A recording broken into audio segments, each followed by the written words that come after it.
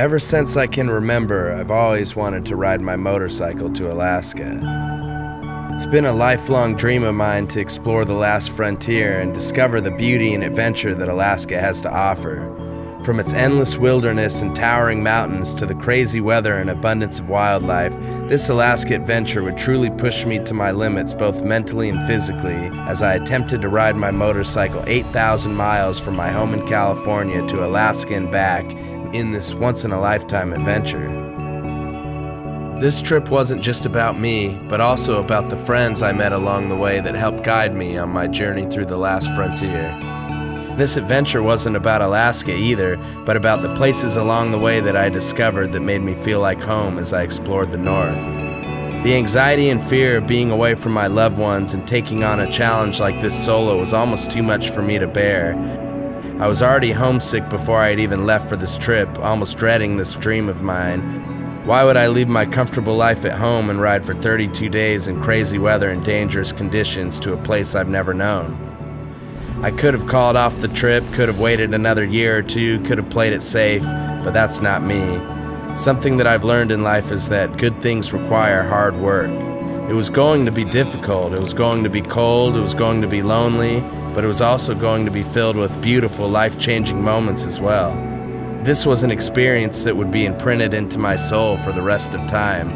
I now understand what the great explorer John Muir meant when he said, "You should never go to Alaska as a young man because you'll never be satisfied with any other place as long as you live." I now understand what he felt, and experiencing this vast wilderness for myself was truly a life-changing event. Hey everyone, I'm Chris, the creator of the videos and music here at Shred Vision, and I'm excited to finally bring you my Alaska adventure. I've been planning this trip to Alaska for years, and it wasn't an easy road getting to the point where I was able to even attempt such a challenging adventure like this. So to understand how I got here and why this trip means so much to me, we first need to go back to where my passion for motorcycles and adventure all began, and that's with my grandpa. Greetings, I'm Dr. Madsen, and this is how it all began. The year is 1941. This is me, probably 7 or 8 years of age. Then I went to college and I had the use of a motorcycle. It was a Triumph. My roommate had the bike and we used to have a lot of fun. It's always been something that's been in our family, and when I was 5 years old, my grandpa taught me how to ride our little green 1974 Trail 70. The amazing thing is that little bike still lives. It's in the family, and it's a cute little machine. He'd let me do laps around the front yard and eventually bought me my first motorcycle, a Honda XR80. I'd ride different dirt bikes throughout the years and do a lot of trail riding. We'd do a lot of riding up in the mountains together. And well, I remember your first spill, and that was when we were coming down from above Huntington. There's a lot of curves, and I was riding in back of you, and I remember a little bit too fast going on this hairpin, and you slid down on your side. You just got right up and carried on. From that point on, as a kid, I was hooked. Just became something that I wanted to push to the limit and, you know, take farther each time. How far could we go on this road? How many more days can we stay on this trip? What's behind that mountain? Where does this trail lead to? So I think my curious, you know, sense of adventure always led me to push farther and farther.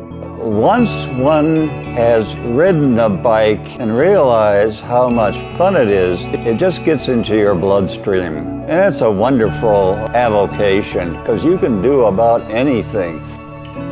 And you go places on a bike that you could never go on a car. And it's a great experience because you have to be on your toes all the time. After being inspired by my grandpa and other adventure riders and their tales of the road, I was ready to get out on my own and start exploring for myself, but I didn't really know where to start. On my first trip, I rode my Husqvarna 501 up the Pacific coast to Washington. I didn't really have all the fancy gear or the cool bike. I just wore my leather jacket, jeans, and Vans, threw my tent on the back of a backpack and just winged it. It was a difficult trip, but you know, I kind of fell in love with it from there. And around that time, that's when I met my buddy Yanni. What's up, everybody? My name's Yanni. I'm 30 years old. and I live here in Manteca, California. Yanni taught me all the basics of moto camping, what to wear, how to pack, what type of bikes work best. When I started out, it was all like sporty, fast, fun, and then it kind of transitioned over to riding with the supermoto crew for like a handful of years out of San Francisco. You know, you gravitate towards all those Class A riders, and that's how I met Chris. We met one weekend at our mutual buddy Josh's house. I showed up on my KLR, I had just gotten a KLR, and he saw it, and it's like, so it's like off-road, on-road? And I'm like, yeah, and then I'd take off and bomb up this hill and do a little jump at the top of the hill with full loaded boxes, and he's like, I gotta have it. From then on, Yanni and I got a pair of KLR 650s. We decked them out with panniers and hit the road. We spent a couple of years exploring the western United States, camping and adventuring all over. And we attempted to do an Alaska run in 2020, but the pandemic shut down the Canadian border for a few years. I got my Kawasaki Versys 650 in 2021, did a few trips across the United States, and when I was coming back from my Sturgis trip in 2022, I ended up getting hit by a car and tearing ligaments in my knee, breaking my tibia, breaking my wrist, hurting my neck. So it was a really bad accident, one of the most difficult times in my life. Had surgery on my tibia on my leg, and I had surgery on my ACL and meniscus in my knee. It was a long road to recovery. I didn't know if I would ever be able to ride motorcycles ever again. I hit physical therapy really hard, worked out 6 days a week, got down my workout plan, and slowly but surely, you know, worked as hard as I could to heal my body and get to the point where I'd have enough strength to do a long trip like this to Alaska.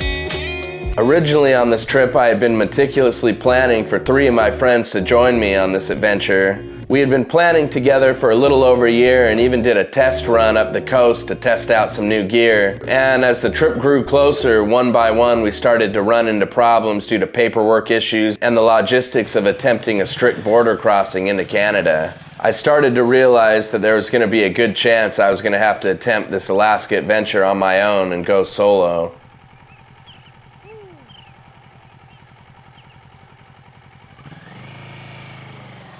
The preparation for a trip like this is pretty extensive.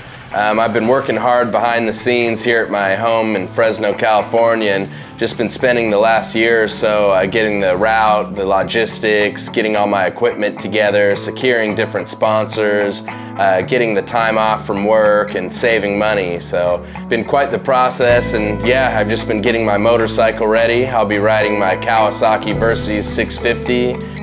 To prepare my bike for the trip, I did all the basic maintenance on it. I changed my tires, changed my chain and sprockets, changed the fluids, the coolant, the oil, changed the brake pads. So all the main, wear and tear parts on the bike are all brand new and ready to go. And there are still a few logistic issues because this trip's gonna be 8,000 miles or more. So I'm gonna need to plan a place to change my back tires somewhere along the way.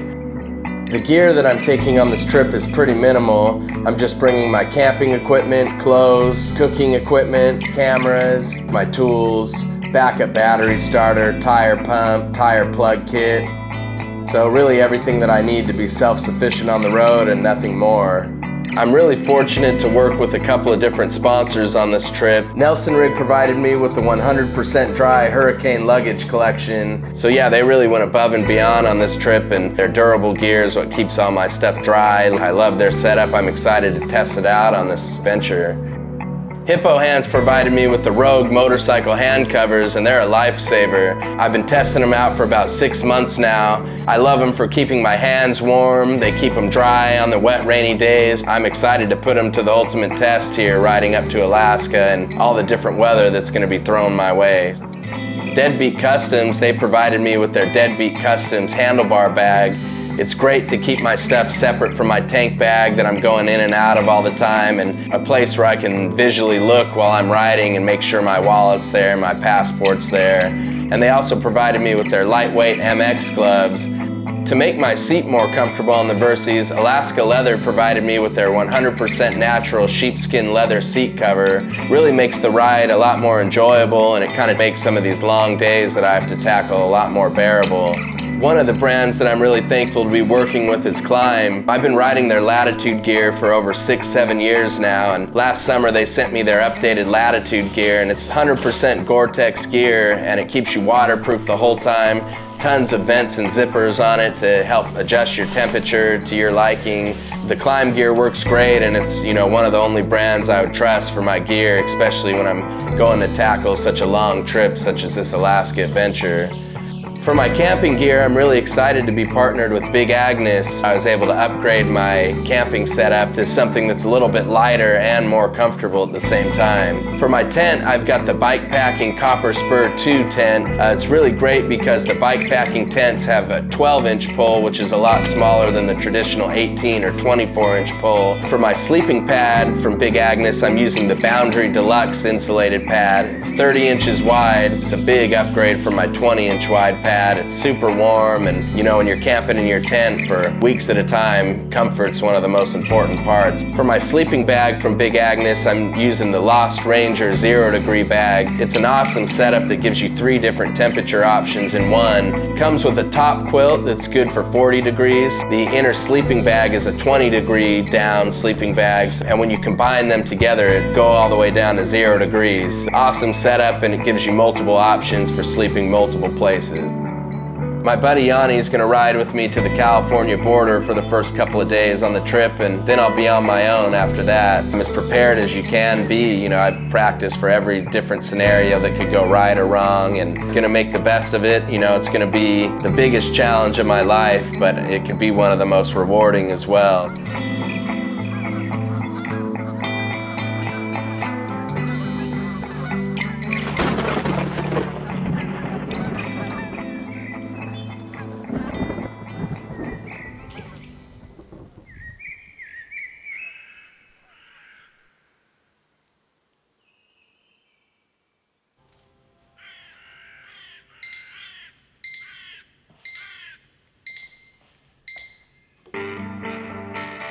Day 1 of my Alaska adventure. Woke up bright and early in Fresno, California.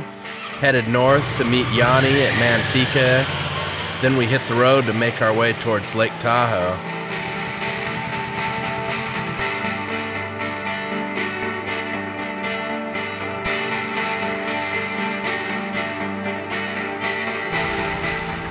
After all the extensive planning and stresses leading up to the trip, it felt great to be on the road with the wind through my hair and my problems in the rearview mirror.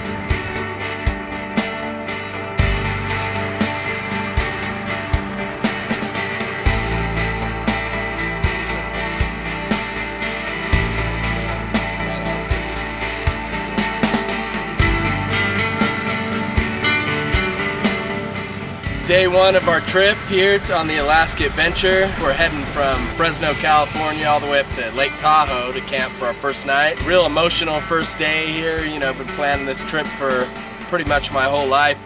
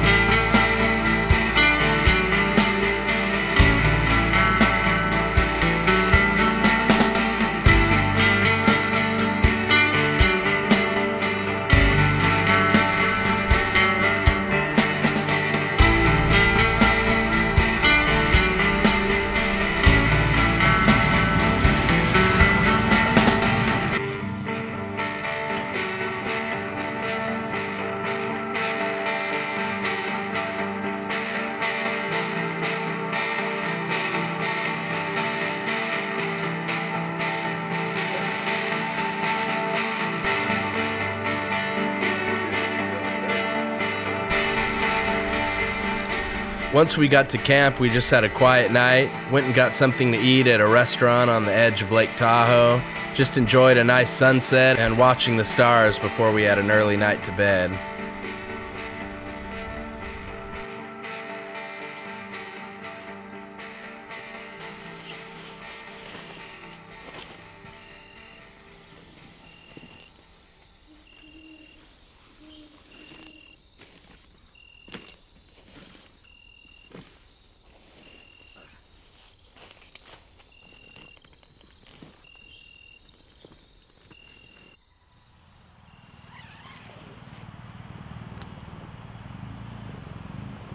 Day 2, woke up in Lake Tahoe this morning.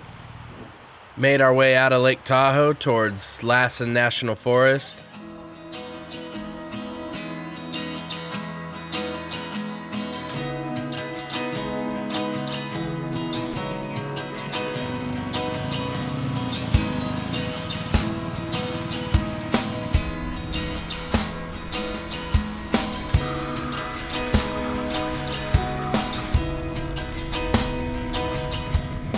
Gonna make our way through some beautiful forests and dealing with a little wind today.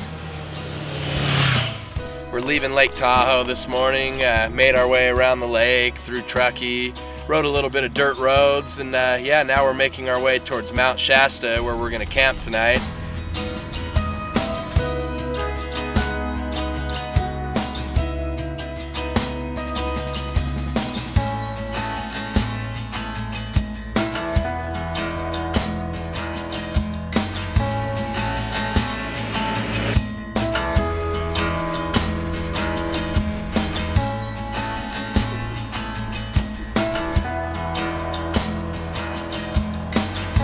Road use gas station, please.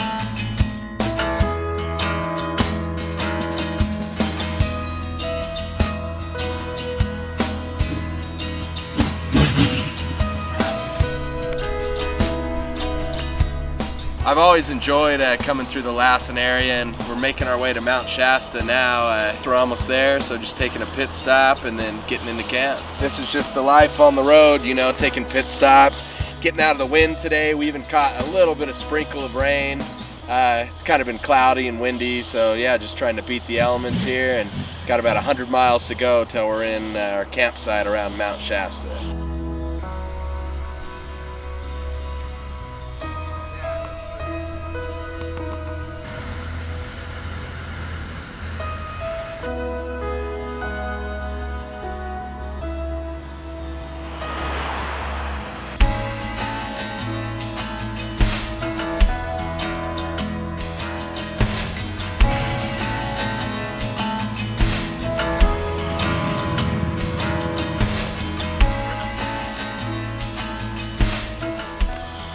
All right, we just made it at the end of day 2 here. We made it to McLeod, right outside of Mount Shasta. We've got a campground at the river.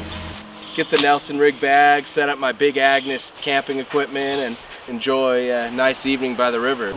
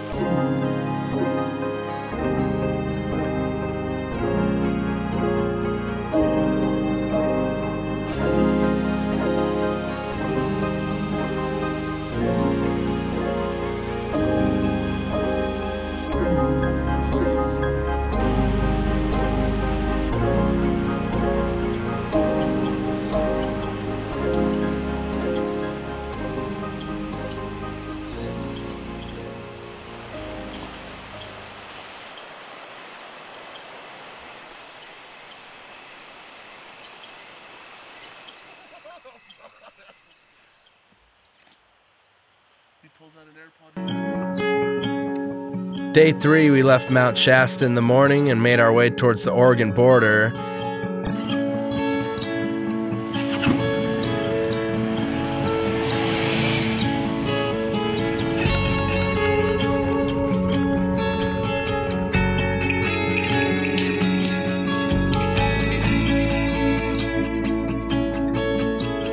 Today, me and Yanni would separate, and from here out, I'm going solo on this trip.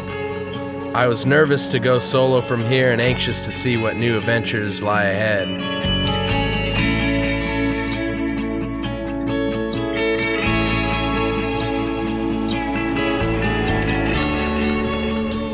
Made my way north of the Oregon border outside of Eugene, and I caught a bunch of rain and cold temperatures as I made my way towards Timber Butte Cabin. As I rode through the rain, I couldn't help but be thankful for my sponsors on this trip. My Hippo Hands kept my hands nice and dry in the rain, while my Nelson Rigg luggage kept everything dry and secure, and my Klim Latitude gear kept my body dry and out of the rain.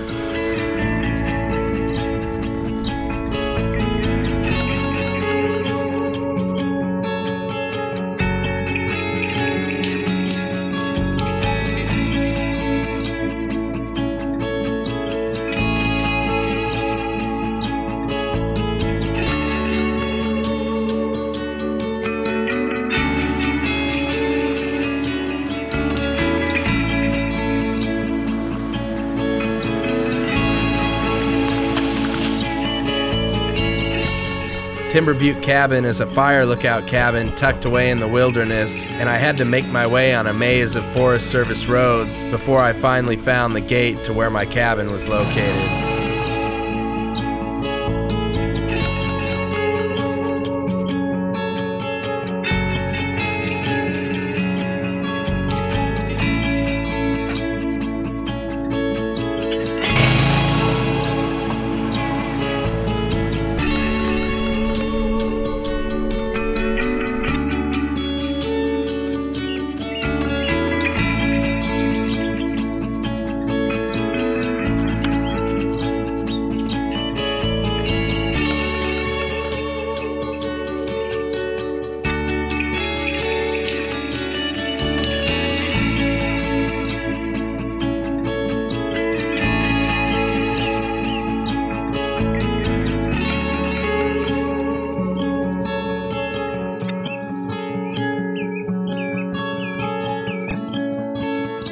The end of day 3 here. I made it up to Timber Butte Cabin.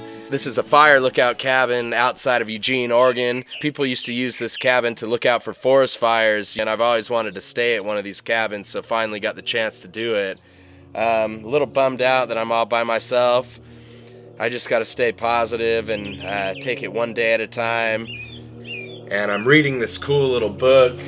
People kind of write their stories of, you know, what their experience was like here, when they came, you know, all the different animals and things that they saw. And as I was flipping through the book, got to a scary picture that says "The Wild Man of Winberry." A journal entry that was behind the drawing of the Wild Man of Winberry talked about a couple of people that had ridden their bikes up there to take a nap. They were awakened by a man matching the description of their drawing, wandering around through the forest and yelling. This was a pretty startling story to read, and when I looked at the bottom to see what the date was, it was June 4th, the same date as today. So whoever had drawn the picture and written the journal entry had just come up there today and experienced this man wandering around and yelling up in the forest. I must have just missed them by a couple of hours, and it was kind of nerve-wracking thinking I'd be sleeping all alone listening to the sounds of the forest and the thunder and rain as I thought about the story I had read earlier about the wild man from Winberry.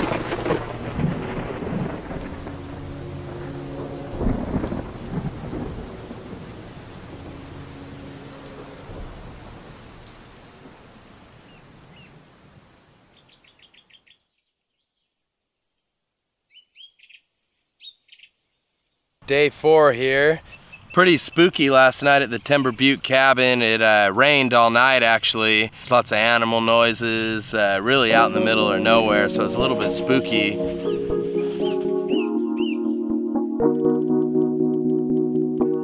Put in a lot of miles today. Left the Timber Butte Cabin outside of Eugene, Oregon this morning. Did a lot of dirt miles to get back on the main road.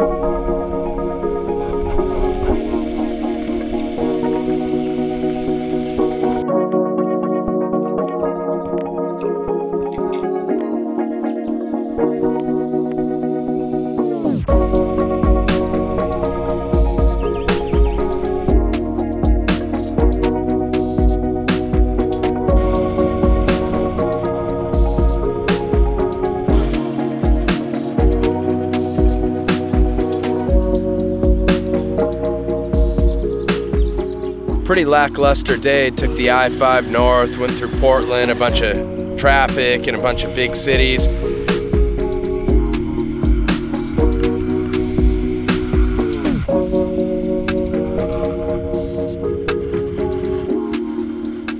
After going through all the crazy traffic through Portland and on I-5, it was really nice to kind of get on the coast again.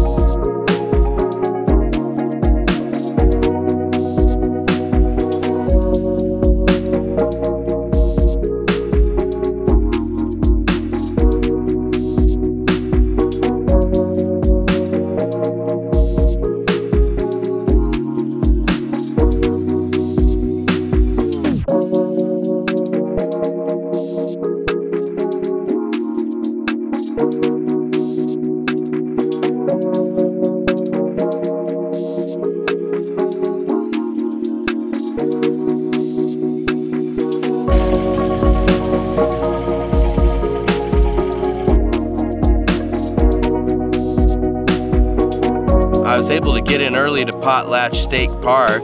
Beautiful weather, really low key.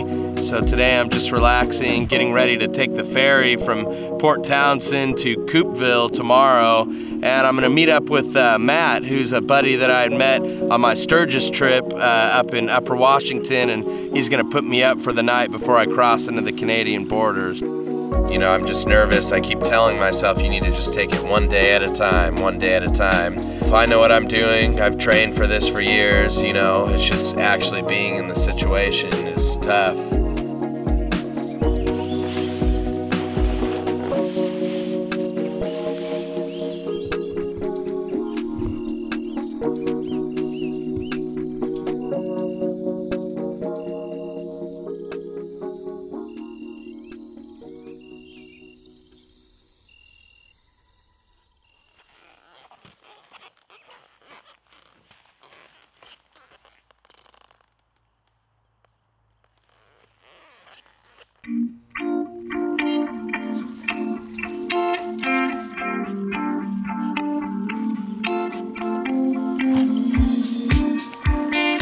Day 5, left Potlatch State Park, made my way on the 101 North next to the Hood Canal, rode along some beautiful twisty roads and kind of coastal vibe.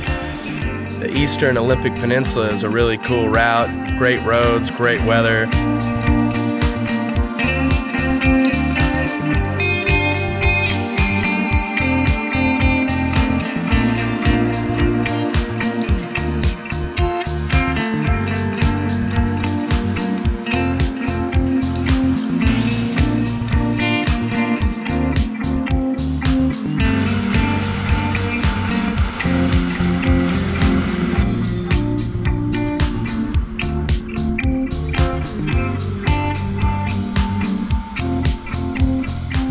And made my way up to Port Townsend, where I would take the ferry to Coopville.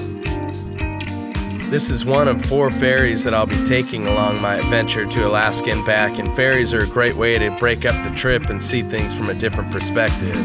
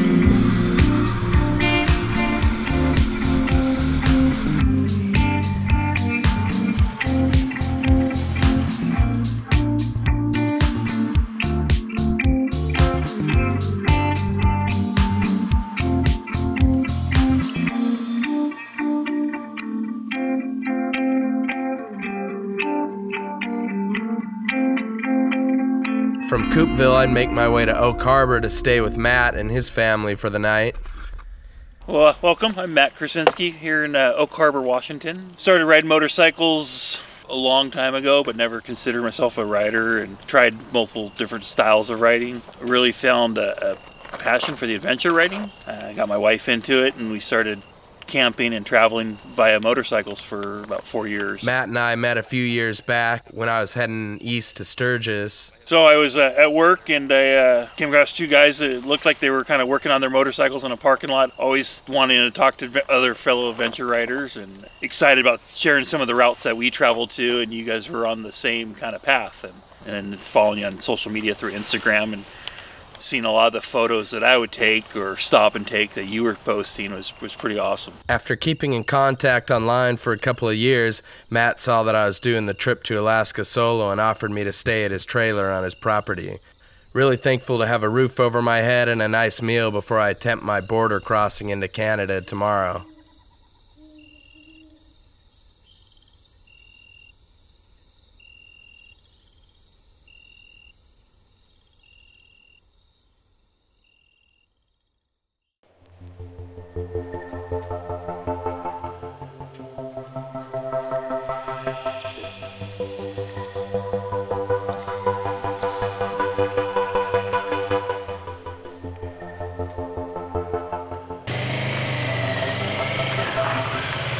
Day 6, woke up bright and early in Oak Harbor, left Matt's house and made my way up through beautiful Deception Pass.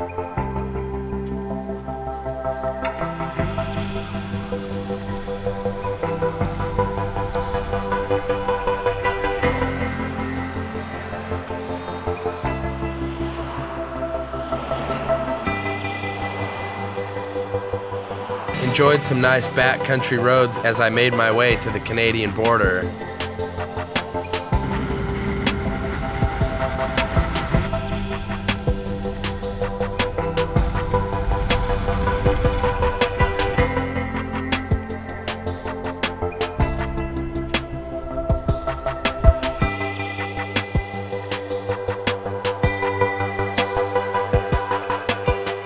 After I passed into the Canadian border, I went through some construction zones and some mountains before descending my way into the desert at Cache Creek.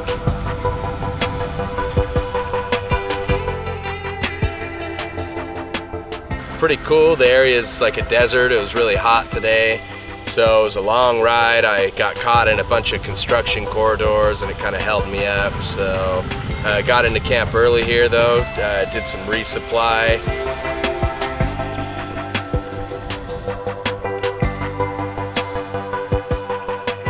I stayed at a campground here in Cache Creek. I set up camp at my campground and was having some phone trouble the whole day. Had a couple of scares today because my cell phone wasn't working. The plan, for whatever reason, right when I crossed, stopped working, and I guess it needed to be activated or something like that, but I didn't have navigation. I had to just go off of my paper maps and made my way up here. Filled up my gas bag today with gas just in case. I met a lot of nice campers at the campground today, and one of the guys I met was Mike in his RV. He had been traveling up north. He was coming back down on the route that I was going up. He gave me a couple of paper maps and gave me some advice on some routes. And hi, my name's Mike. Just met Chris, and we were talking a little bit about Alaska. He's on his way up, and my wife and I are on the way down, sharing some stories about what we saw, and unbelievable country. And I think Chris is going to have a good time. Yeah, it was fun connecting with some like-minded people at the campground as I enjoyed a quiet night before making my way to Prince George the next day.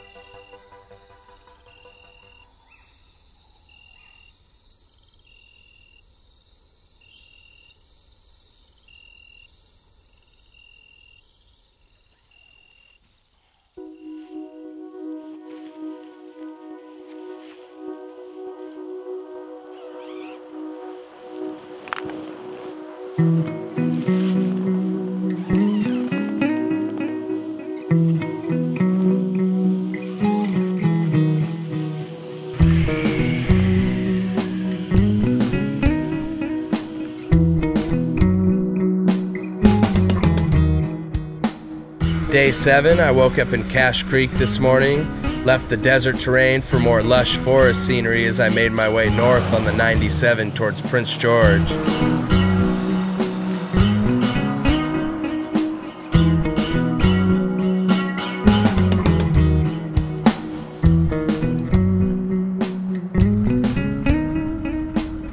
I really enjoyed exploring some of the side roads, hills, and twisty roads that led through the forest on my way to Prince George. The terrain was finally starting to feel more remote, and when I thought of Canada and what the trip would be like, there's really low traffic and the weather was great. Prince George is one of the main hubs for travelers going back and forth to Alaska. Tonight I'll be staying with Larry. I reached out to Larry on Bikepack and he's gonna host me for the night. I really enjoyed getting to know Larry, hearing some stories of his travels in the past, and even meeting some of his friends as we hung out for the evening and talked about our future adventures. Appreciate you. Hi, my name's Larry Savell. We're in Prince George, BC in Canada, hosting Chris here with Bikepack. I've been doing this Bikepack thing for a couple of years now. This is my second year actually. So some pretty cool people, always the same kind of people, right? Adventure riders, and because of where this town is, if you want to go to Alaska, you've got to go through here. There's just no other way around it. I've been riding since I was probably 8 or 9. I worked for 2 motorcycle companies. I've been at it for a long time. Owned a whack of bikes. Traveled a lot of different countries and ridden there. This is home though. This is generally where I spend my time. I've got a couple of long rides coming up. One of them is a PTSD ride for veterans and first responders, and that's a thing that's kind of close to my heart. A lot of us pull together and do these rides to promote PTSD and other issues that some of these guys had coming back from Iraq and Afghanistan and other wars too. So yeah, I'm just kind of getting back into it. I was off for a year. I had a big accident in Australia. Spent a couple of months in the hospital down there. Yeah, that's sort of my life in a nutshell of motorcycles. It's always been a part of my life. It always will be.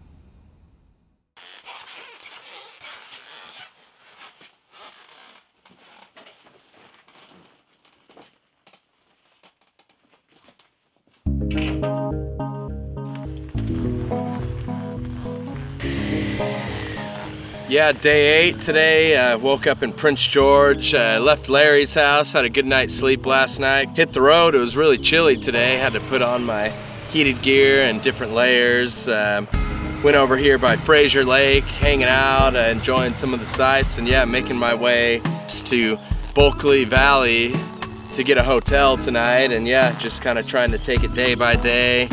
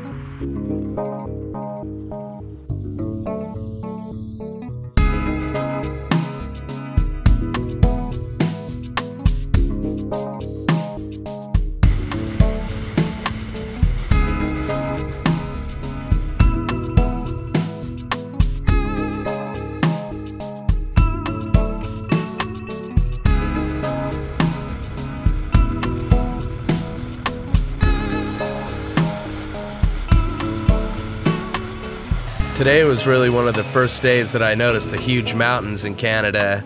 As I made my way towards Smithers, the giant snow-capped mountains were breathtaking as I rode by and into New Hazelton, where I'd get a motel for the night. The size of these mountains was almost intimidating to me as I rode past.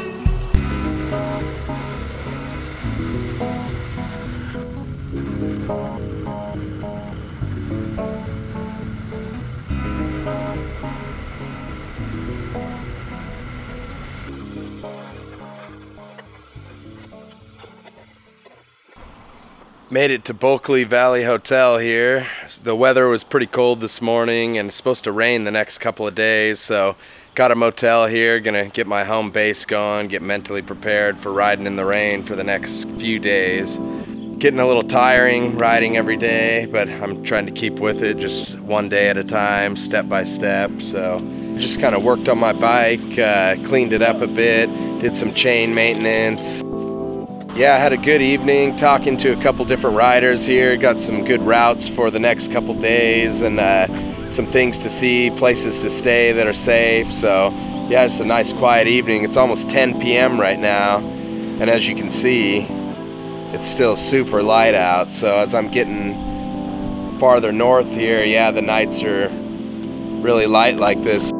Gonna try and get a good night's sleep and get on the road tomorrow, and definitely in better spirits right now than when I started the day.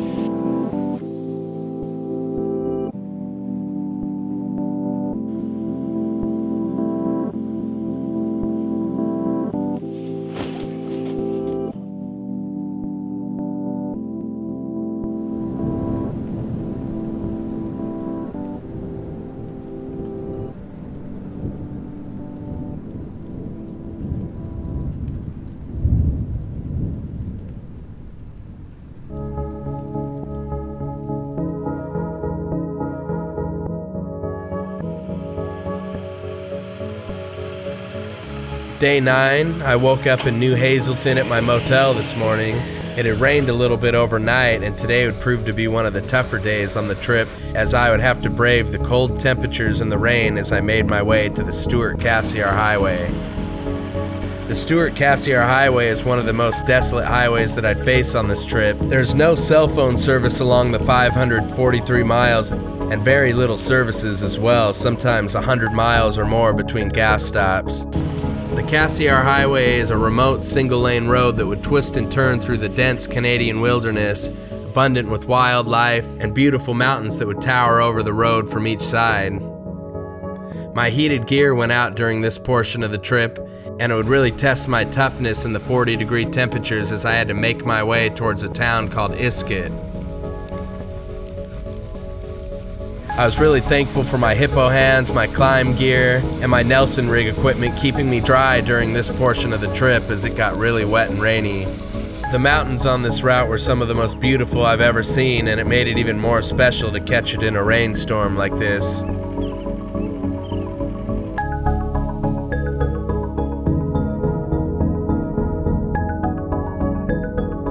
I was starting to get chilled to the bone, so I stopped at a place called Redcoat Lodge. The Redcoat Lodge is outside of Iskut. It's about halfway up on the Cassiar Highway, and it was one of the only stops you could stay at along this route. I got a cabin so I could dry out my boots, and I needed to work on my bike and do some maintenance as well as try to fix my heated gear for the rain coming up the next few days. Rode through the rain. I saw about 5 or 6 bears, a couple of deer.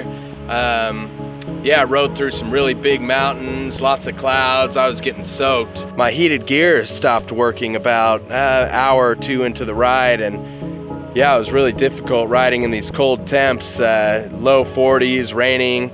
My Alpine Stars boots got soaked. They're supposed to be waterproof, I guess not. It's been a really rough day, and I came in here to the Redcoat Lodge and got a cabin, place for me to warm up, dry my boots. Worked on my bike a little bit. I was able to split the wire that was connected to my harness here, which connects to my heated gear, and I was able to figure out how to jerry-rig it to work. So yeah, luckily I got my heated gear working again for tomorrow's ride, and wet and rainy day tomorrow too as I head to Watson Lakes. So just gonna try to relax and look at the positive side. I'm at a beautiful place here, beautiful mountains in the background, and I was able to solve some of my problems, luckily.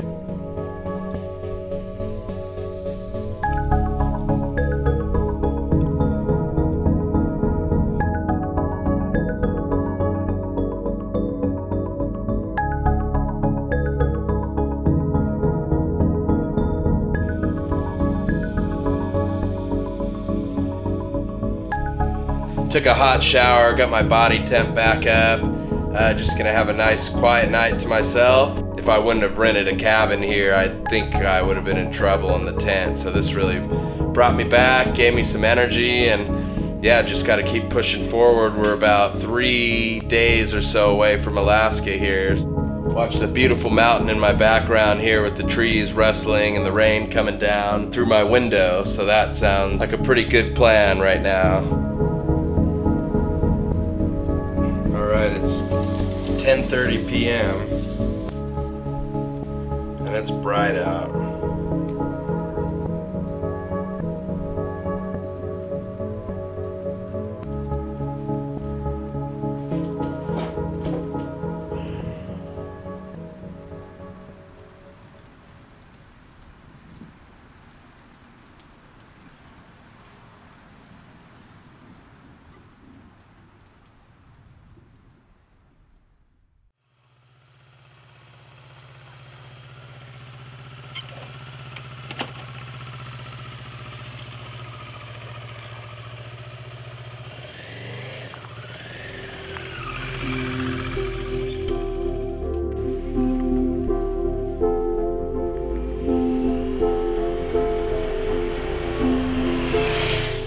Day 10 here. I left Redcoat Lodge this morning, slept in a little bit to try to beat the rain here. It was raining all day up at Watson Lake where I'm heading.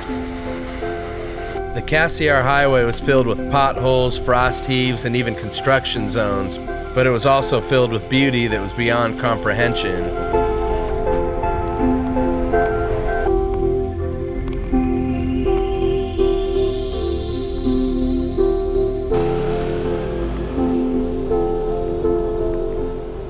As I made my way north on the Cassiar Highway, it seemed that the mountains got bigger, the forests more vast, more lakes, more streams. Wildlife was abundant, running across the road. I truly felt like I was the deepest in the wilderness I'd ever been, and I stopped to take in some of the mountain ranges and beautiful valleys that overlook the road winding through the hillside.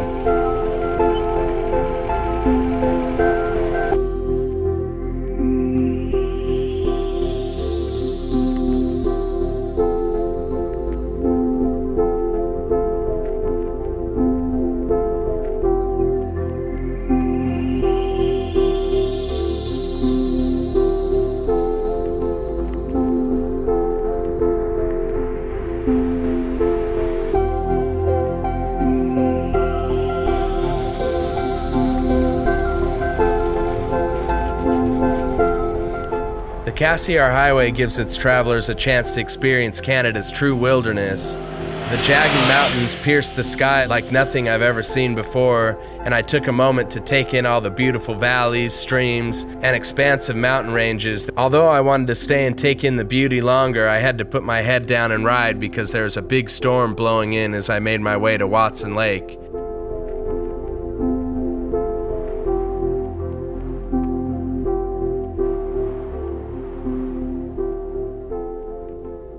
Made my way up the Cassiar Highway north on 37. Had to keep pulling over because there's so many beautiful mountains and lakes and wildlife. Yeah, I saw a couple of bear. It was beautiful making my way up, and then I caught rain for the last 2 hours here making my way into the Yukon.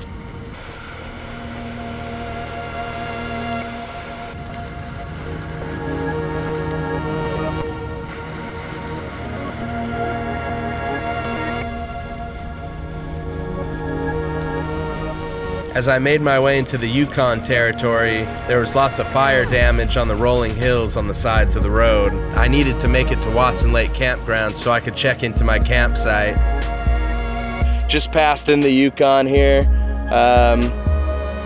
Yeah, a lot of dead trees, a lot of fire damage leading up into Watson Lake. So there was bad fires some years ago, and now you're kind of seeing the aftermath. But the heated gear's working today, so it was a lot better day today. And yeah, get myself on the Alaskan Highway where I'll be getting into Alaska here within the next 3 days or so.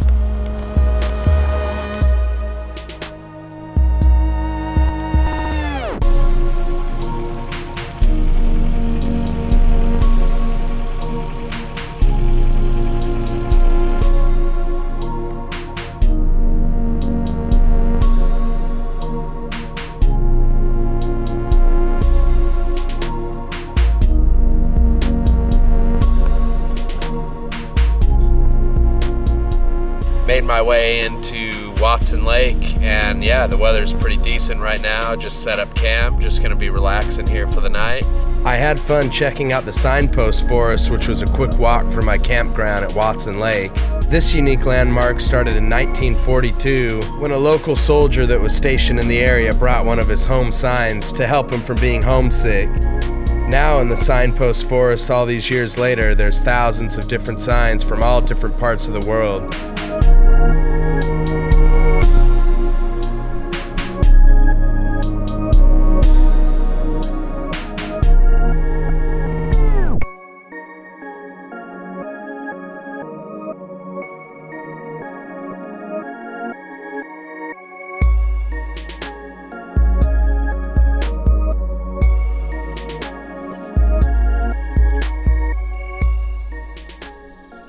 It's 10 p.m. right now, and really feels like it's 5 p.m. It's super bright out still. Yeah, just gonna try and get a good night's sleep and get up early here.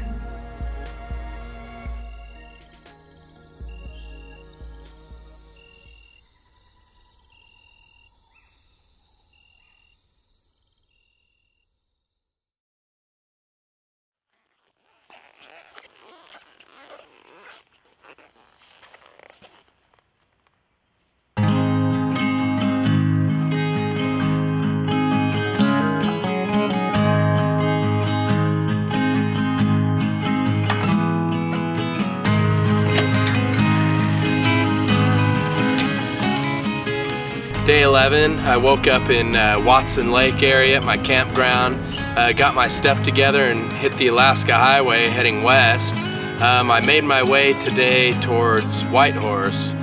Saw a bunch of beautiful scenery along the way. I saw some wildlife again, saw a fox, saw a bear. There's a bunch of beautiful blue lakes, lots of mountains peering over the top.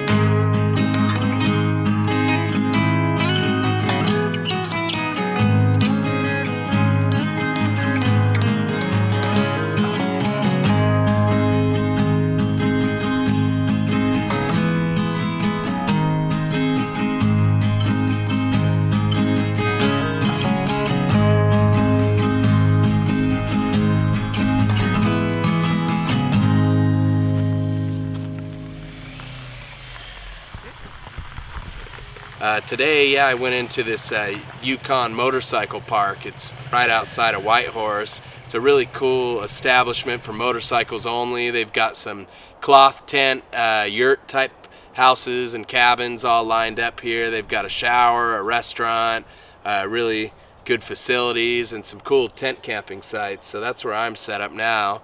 And I've read about this Yukon motorcycle park for years, wanted to come and check it out, and so far it's lived up to its name here. So I'm just gonna take it easy tonight, try to focus on getting some good sleep. It's a tricky thing the farther north you get, the land of the midnight sun. But overall, good day of riding, just putting in the hours every day and making sure that my bike's up to par, making sure that my tires and chain are ready to go each day. Everything's been running smooth so far. Keep the ball rolling here, work my way into Alaska, and safely start working my way home.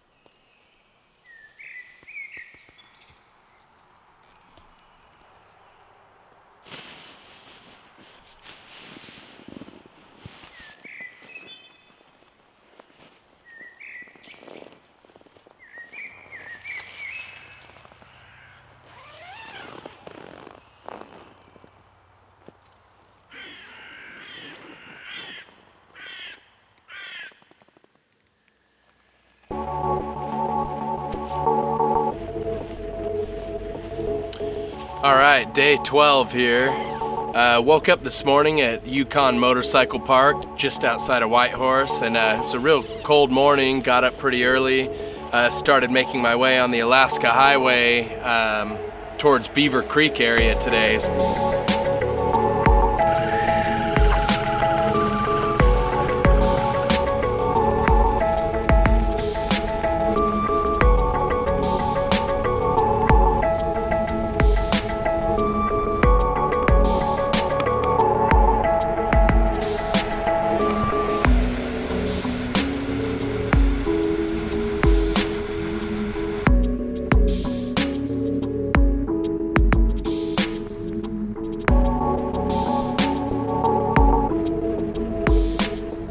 Really rough road, but beautiful mountains everywhere you could look. I kept pulling over to film and spend time hanging out by different lakes, mountains, kind of near the forest. It was really an amazing experience, some of the biggest mountains I've ever seen in my life. Made my way west on the Alaska Highway, past Haines Junction, you know, making my way on day 12 here and preparing to cross into Alaska for the first time tomorrow. You know, something I've been planning my whole life. Yeah, just taking in the sights and the smells, you know, realizing that I've had to earn every single mile to get to this point right here, and it hasn't been easy at all.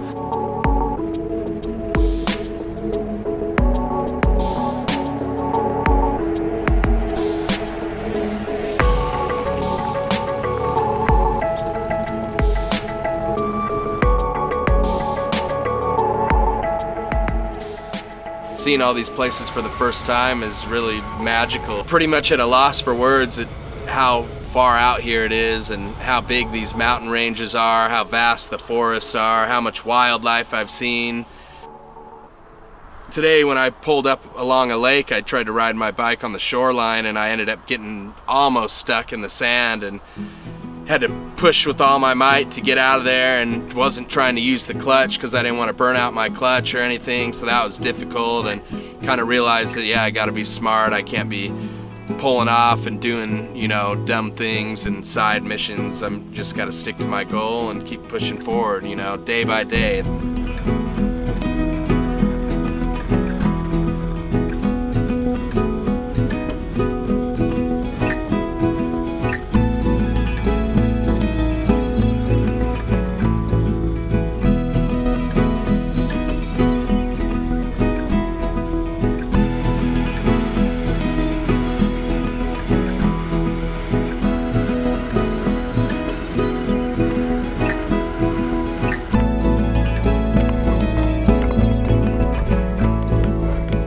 Having a relaxing night here at this wall tent, and that's what I kind of like about this trip. I've been camping, I've been staying at different lodging choices, different cabins, motels, wall tents, sleeping in the wilderness, sleeping at campsites, been bundled up, you know, every day since it started raining on the Cassiar, and it doesn't look like it's gonna let up as far as the cold weather. So but yeah, planning my route around the rain for the next week. Just yeah, staying on top of my bike maintenance. Tires and chains are the main thing, just looking after them every day.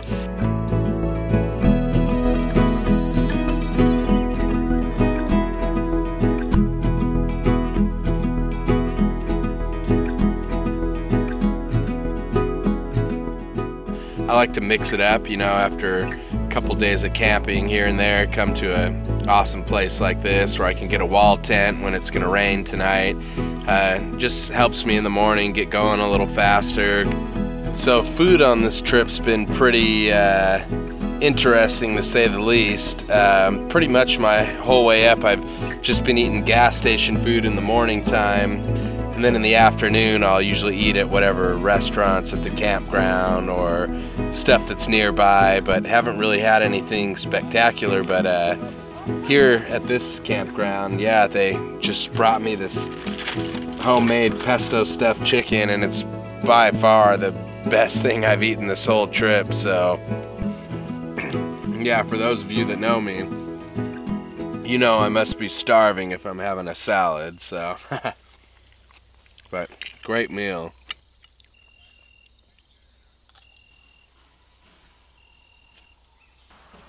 Yeah, getting super cold right now, just getting ready to call it a night. Got to talk to a couple of riders that I met over here at this campground. My name's Jose Azevedo. I'm 62 years old. I've been riding since I was 14. I've been riding this KLR since 2006. Bought it just to come to Alaska. I bought it in December, came to Alaska in 2007. Been wanting to come back, so I decided that this is the year to do it. Couldn't make it last year. I just like to ride and I like to put on miles. I like to camp when I can. I really enjoy moto camping. And when I get tired, I hotel it. I had to stop in Whitehorse today and get some gloves because my hands were freezing this morning. And the guys at the Honda shop are the ones that told me about this spot here. Yeah, land of the midnight sun for sure. We've got 10 p.m. and sun's nowhere near setting here. Pretty wild. It really doesn't go down at all. It just kind of dims from like 3 a.m. to 5 for a couple hours. But yeah, I mean, if I was at home right now, I'd be like, this is probably 6 p.m. is what it looks like. But yeah, and that's why it's awesome that I got this wall tent here. It's been bright camping the last couple nights, and this will give me a little darkness to kind of help me get some better sleep. So yeah, pretty wild here.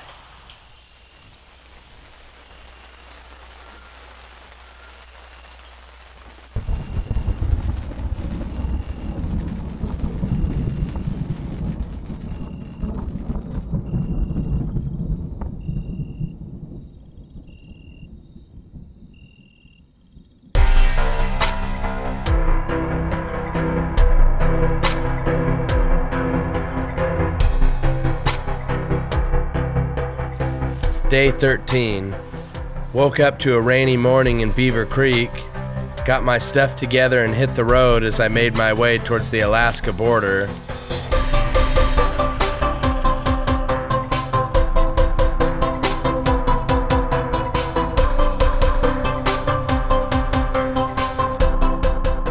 The roads were really rough and bumpy, and there was a bunch of construction corridors making my way to the border.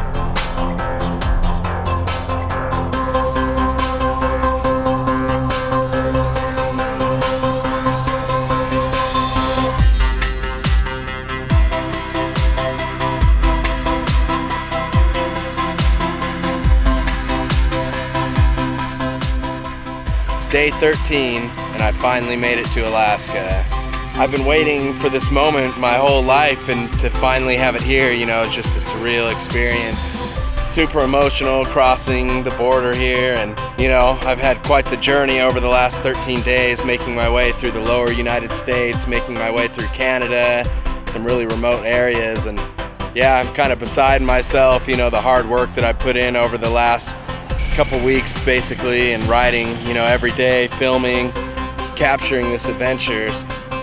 Really thankful for the sponsors on this trip. Gonna start working my way a little bit south to Grizzly Lake, where I'm gonna stay at a cabin on this beautiful lake for my first night in Alaska.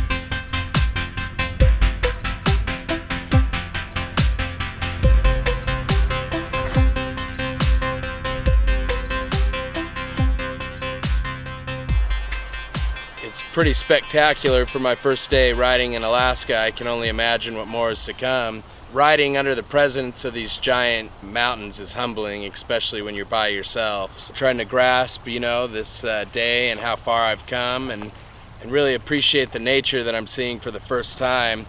As you cruise through the rugged terrain, it's easy to recall John Muir's reflection of the allure of Alaska.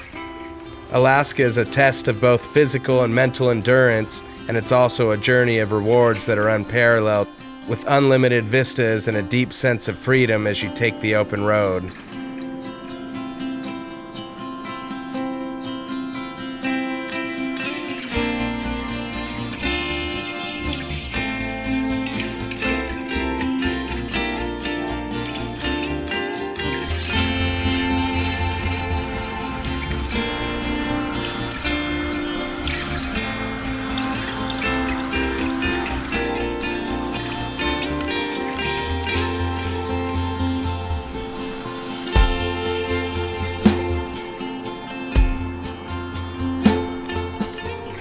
Riding into Alaska for the first time was a dream come true. As I cruised along the open road, the landscape kept unfolding in ways I'd only imagined.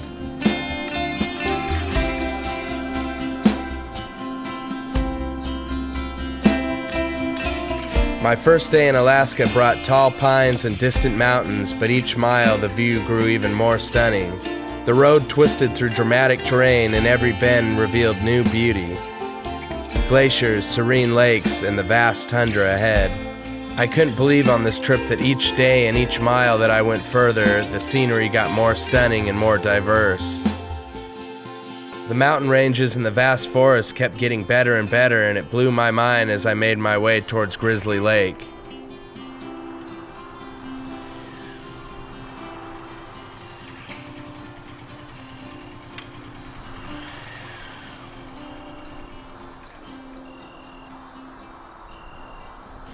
Yeah, I can't really beat this. A nice little cabin here in Alaska for my first night out here on Grizzly Lake. Lots of animal life and whatnot coming in here, so it's getting a good night out of the possible rain again tonight, and then heading to Valdez tomorrow to hang out there along the coast and get ready to take a ferry the following day to Whittier and down into the Kenai Peninsula to do some camping there. So few days laid out ahead, just going to be relaxing, taking it a little at a time. The sights today were amazing. And then over Grizzly Lake we've got a 16,000 foot mountain kind of peering over the top, and tons of snow on it. I've never seen such big chunks of snow in my life. There's nothing to eat or drink, so I had to get some water out of this lake here and purify it with my little filter, boil it, made my little freeze-dried meal for my dinner because there wasn't really any food around. So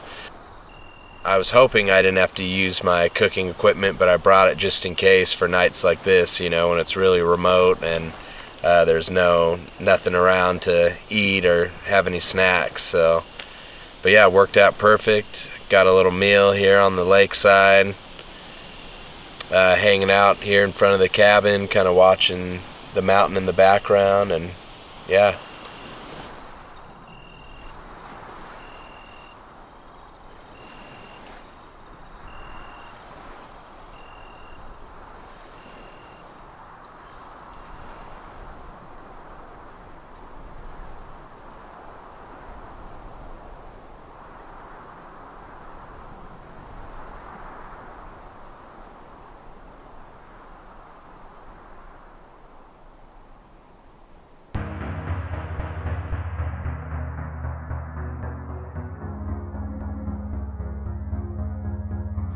Day 14.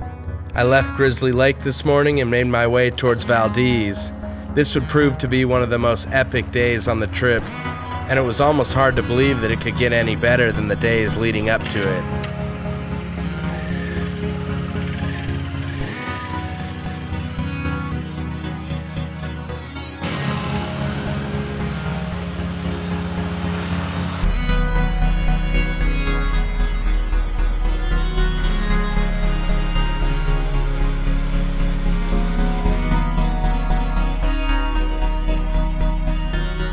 Stopped at the hub of Alaska, so to speak, Glen Allen, and kind of took you through just a little morning routine, some of the non-glamorous stuff that I don't really show on here. Getting gas, going into the convenience store, trying to find whatever snack or breakfast I could. Whatever drink, replenish my waters and go, so.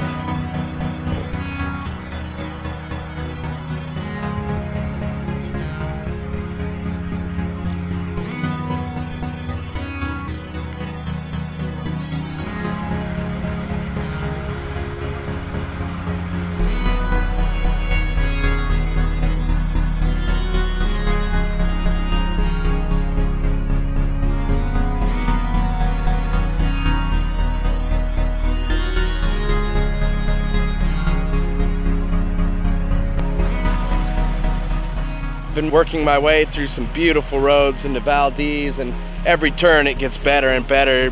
Huge mountains towering over the top. It's like my favorite section at Sonora Pass, but endless, and it just keeps getting better and better. Streams running across. Saw a moose today, saw a bear, Saw a deer, so lots of wildlife. It's just been amazing, and you know, taking in these mountains is really special here. So second day in Alaska, and it's, you know, really living up to what I thought and even more. It's pretty amazing.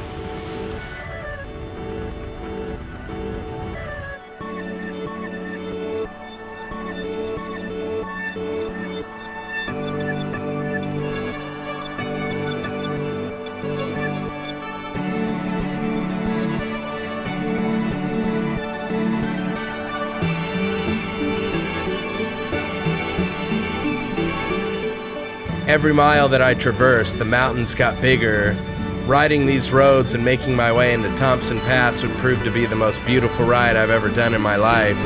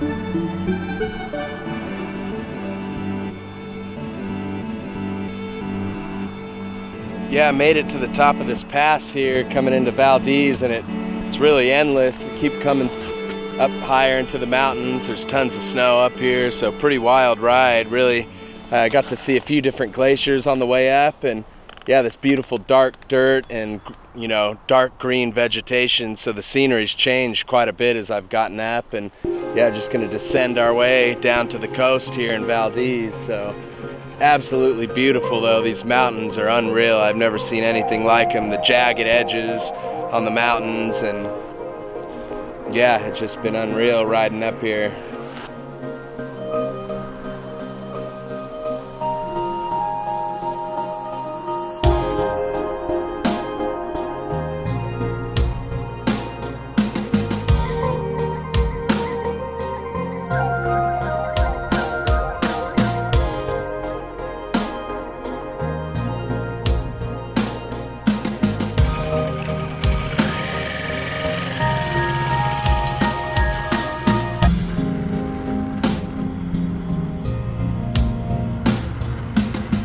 Riding through Thompson Pass into Valdez, Alaska is a journey that feels like entering a pristine, untouched world. As you navigate the winding roads, towering mountains loom overhead, their peaks often dusted with snow. The pass offers stunning views of cascading waterfalls, lush green valleys, and giant mountains overlooking the road as you ride.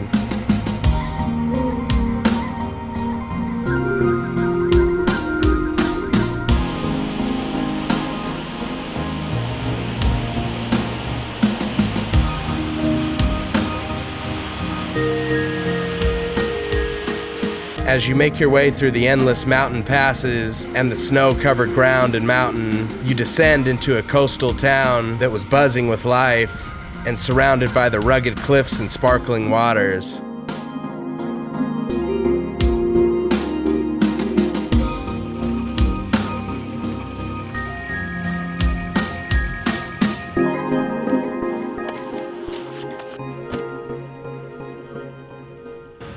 All right. Yeah, day 14 here. What a day. Really the best day of riding yet. Went through a couple of really cool passes as I came through here on the motorcycle. So got into Valdez, Food was a little hard to come by the last couple days, but finally got into here, got into town, got a good meal in me. Yeah, walked around town, checked out some of the sights. It was really amazing. Coming in here, you've got the 360 view of the mountains around you, and then you've got the ocean at the other side, so.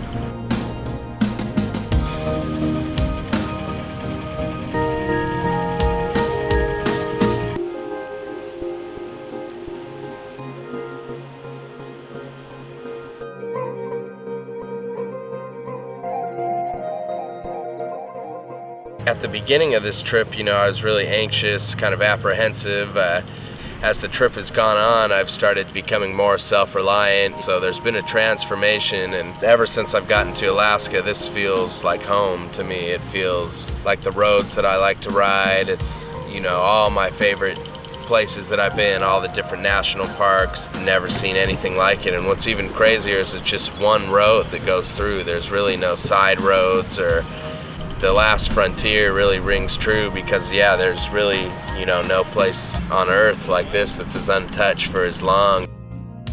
Yeah, just hanging out at camp here. Gonna have an early night. Gotta get to the ferry at 5:30 a.m. to take the ferry from Valdez here over to Whittier, which puts me on the Kenai Peninsula, where I'll find some place to camp.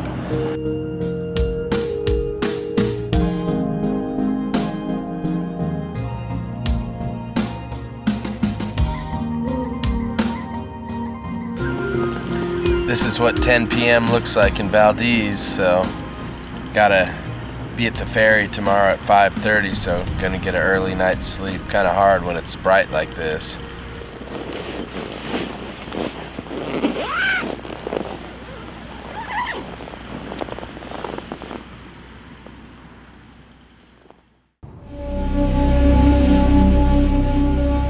Day 15. Today I'd be taking the ferry from Valdez to Whittier and then riding down to Anchor Point in the Kenai Peninsula to camp tonight.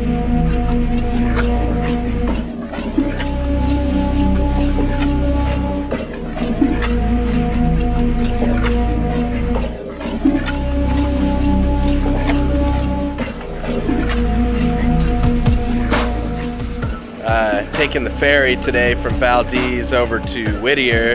Then gonna make my way south on the Kenai Peninsula to do a little camping. Chose to strap my gear to my bike, yeah, be in my comfy gear while I'm on the ferry ride. My buddy Jose, who I'd met the other day before crossing the border, ended up seeing him right now on the ferry. I thought I saw him riding in town yesterday. Now he's here, so. As I was waiting in line for the ferry, I decided to wax my chain and noticed that my master link was missing the clip in the face. My chain was just hanging on by a thread, so I frantically scrambled to get all my tools out and put my spare master link on before I had to board the ferry.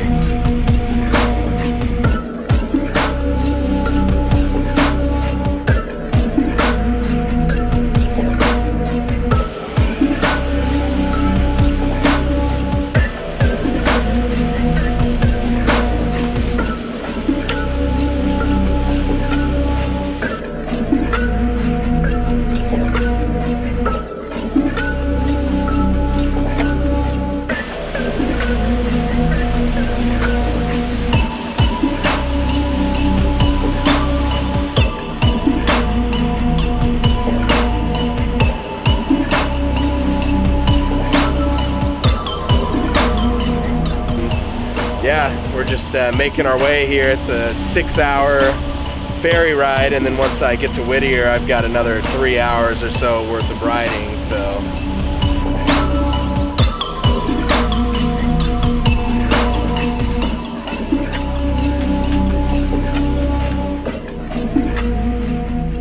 The ferry from Valdez to Whittier was beautiful, never-ending mountains and 4 hours of beautiful scenery as we went through the Prince William Sound and made my way towards Whittier.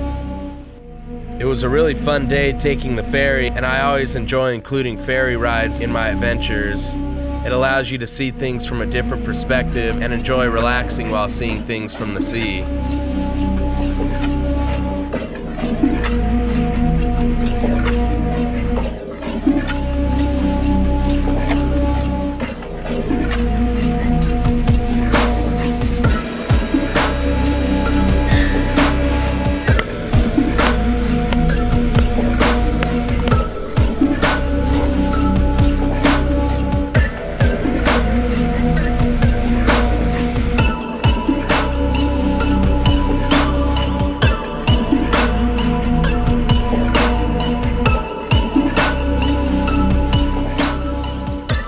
arriving in Whittier on the ferry, me and some riders got together and left town and made our way towards the Anton Anderson Memorial Tunnel. The Anton Anderson Memorial Tunnel is the longest tunnel in North America, and it was really fun riding through for miles before making our way out onto the Kenai Peninsula.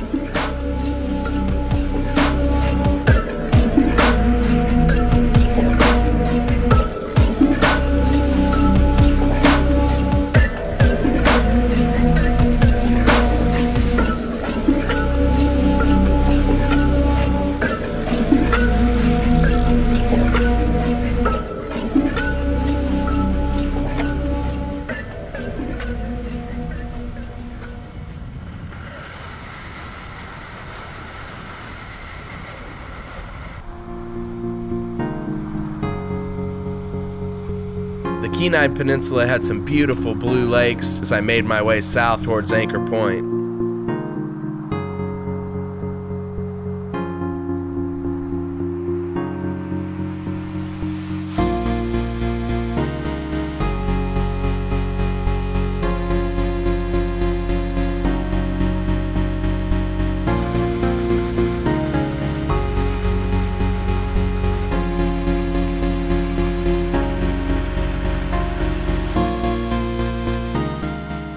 It was really cloudy and foggy and even rained a little bit as I made my way south. The temperatures were really cold, but that didn't stop me from taking in the beauty of the coast.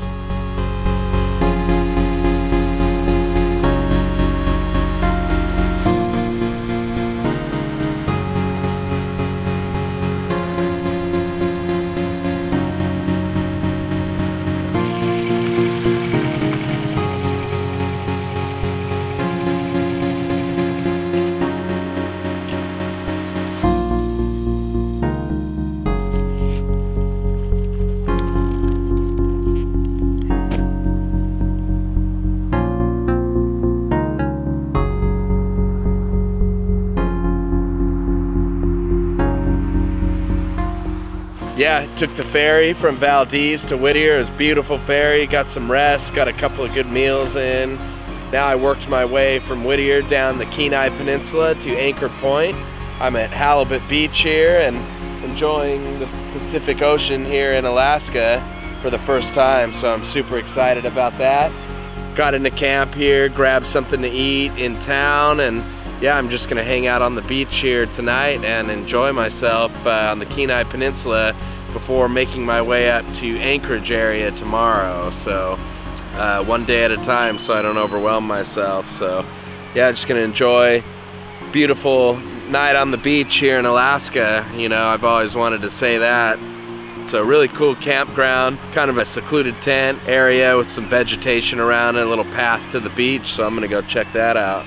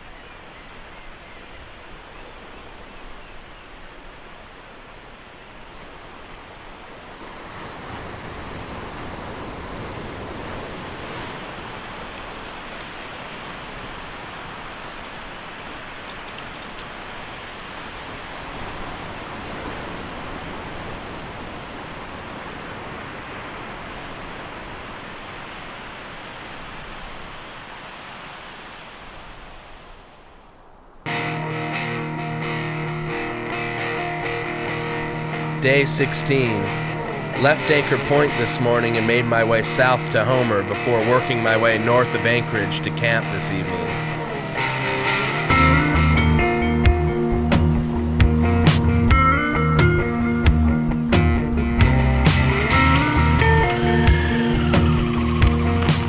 I wanted to check out the town of Homer. It's a small city on the Kenai Peninsula, and its focal point is a long strip of land with different shops, art galleries, seafood, restaurants, and beaches on each side. Fishing boats line this harbor, and it was a neat place that I've always wanted to check out.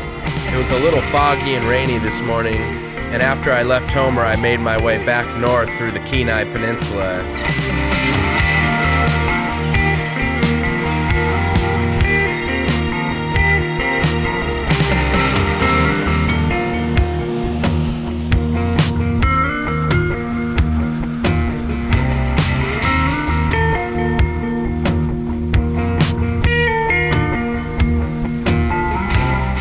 I made my way into Homer, was gonna maybe get something to eat, but everything was closed. Little overcasty, caught a little rain coming out here, and now I'm into Soldotna, the biggest city I've really been into since Prince George in Canada. So after living on the road for a couple weeks here, had to stop by Walgreens and get some essentials, and making my way into Anchorage in a couple hours.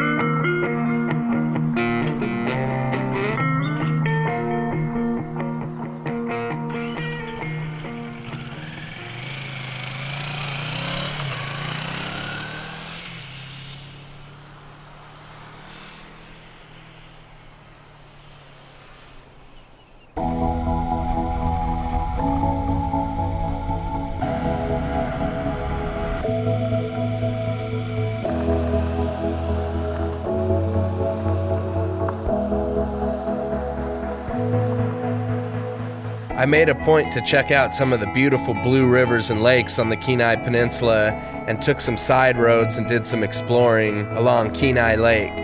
Seeing the bright blue water with the big mountains in the backdrop was a beautiful sight.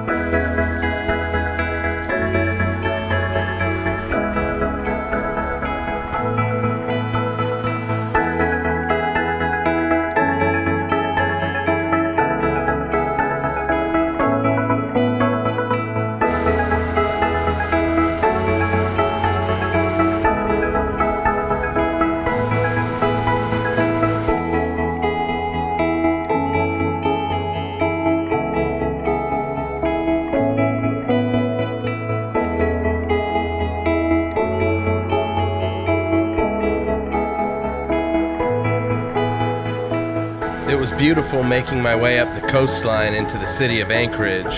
I was overwhelmed with the big size of the city and the traffic, something that I hadn't been used to since being in the lower 48. I needed to look around town for a chain and a possible tire, but it was Monday and all the shops were closed. Ever since my master link on my chain in Valdez broke, I'd been on the hunt for a chain to carry as a backup. So I wanted to stop by the Alaska Leather store and pay my respects before heading north to my buddy Chase's house to make camp at his property for the night. Chase reached out to me online and offered me to stay at his property next to his Airstream for the night. It was really fun hanging out with Chase and getting to know him and hearing about his crazy adventures and his connections in the moto industry. We even went on a cool local ride up to a lake and got to see some of the sights before calling it a night. Hi, I'm Chase. I go by Mucho Fasto on Instagram. I'm from Alaska, small town, and started riding 15, 16 years ago. Had a bad off, took about 8 years off. Picked up the bike again 3 or 4 years ago. Went on a couple big trips. I did my Alaska to Mexico, spent some time in Baja, rode up to the Arctic Circle during the winter time for some reason. And now I'm on my 690. I've just been cruising around, so I'm excited for everything that's coming up. Alaska's a big place, but we run out of roads real fast. I'm stoked to see the rest of the world. For our ride today, so where did we go to? And went down to Klutna Lake. It's this like glacial valley that cuts through these wild mountains. It's absolutely beautiful. 10 o'clock, 10:30 at night, and it's still sunny as can be. Absolutely beautiful ride, highly recommend it.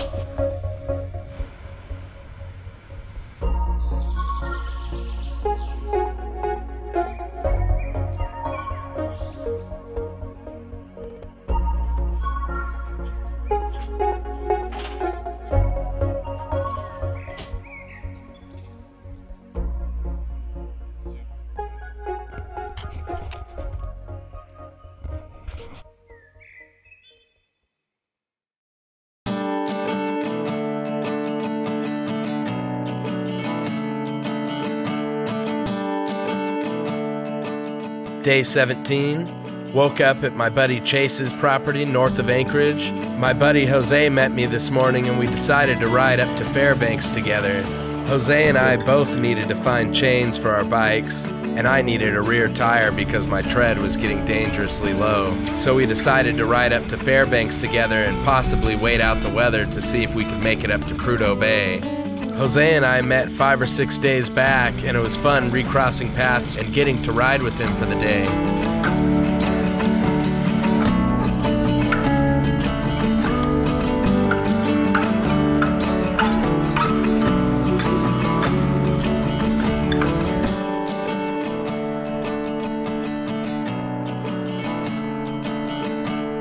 One of the stops for the day was Denali, also called Mount McKinley. Denali is the tallest mountain in North America with a peak measuring over 20,000 feet tall and is one of the most awe-inspiring sights in Alaska. I've always seen pictures and read people's stories about seeing Denali for their first time, and it was one of the most beautiful sights I'd ever seen. The sheer size of the mountain was overwhelming, and the rivers and mountain ranges that stretched around it were truly one of a kind.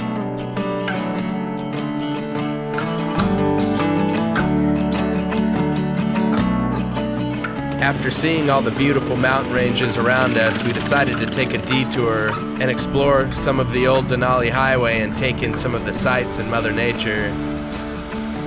As we were riding this remote dirt road through the wilderness on the old Denali Highway, I could only imagine what it was like for the travelers hundreds of years ago coming over these passes on horseback.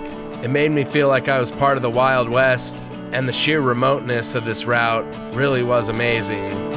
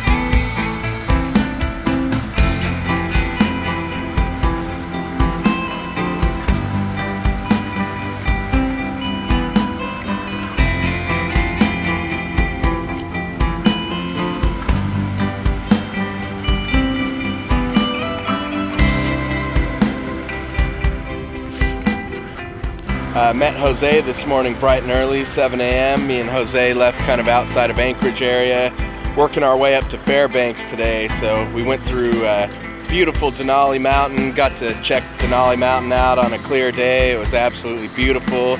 Now we're going through the Denali Burrow, and there's yeah, just beautiful streams and mountains and forests. It's a beautiful area here. I came from Anchorage. We're going to Fairbanks.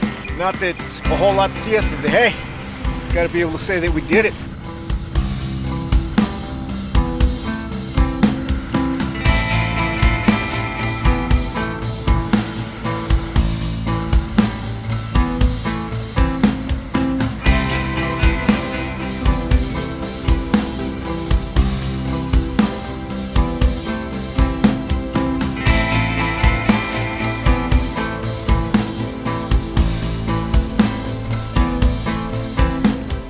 So I think we're gonna, get our camp settled here and head into town and grab something good to eat. We covered a lot of ground today, rode for about 6 hours or so and got to camp here. We went to the Yamaha shop in Fairbanks here and got a couple of chains because, our chain maintenance was getting a little sketchy. About 3 or so days ago, my clip and plate on my master link came off on my chain and I was able to catch it and change master links, but bought a whole nother chain just in case something happens and a few extra master links just in case something happens. So really good weather today. Holy cow.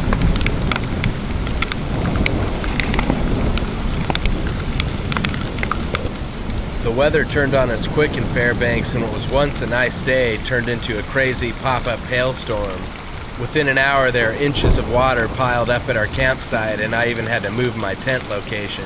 We couldn't help but sit and laugh and roll with the punches, and I was starting to learn now that Alaska's weather makes up its mind on its own. We just laid low at camp and got ready for another day on the road tomorrow.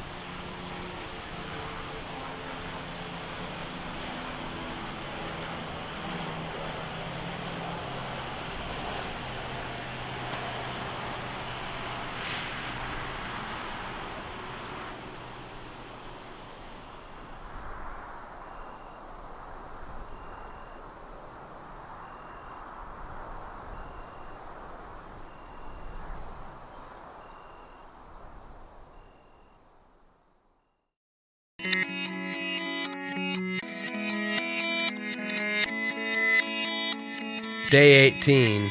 I left Fairbanks this morning to make my way towards Tahoe, Alaska. My buddy Jose left earlier this morning and he's going to start making his way home. It was rainy and stormy all night in Fairbanks and we decided to forego the Dalton, and instead I'm going to hang out with my buddy Silas at his place in Tahoe.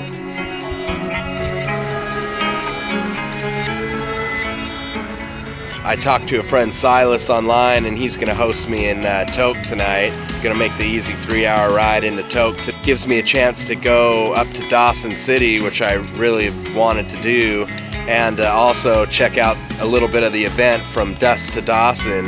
It's kind of like a rally for adventure riders, and on adventurerider.com I've read about it for years, and people going never really thought timing and everything would align for me to get a chance to do something like that. But yeah, here we are. When one door closes, it seems like another one opens.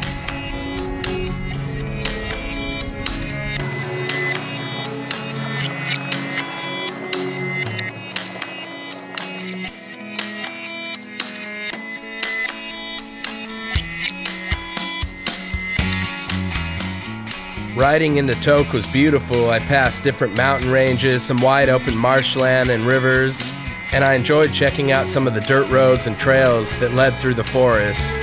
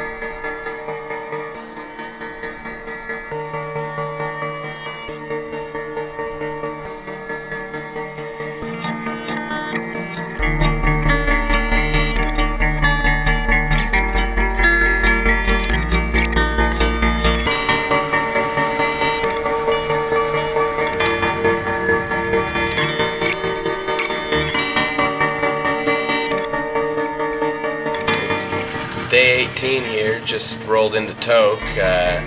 Just got to Silas's house here. He's kind enough to let me stay in the garage and use the shower and hang out tonight.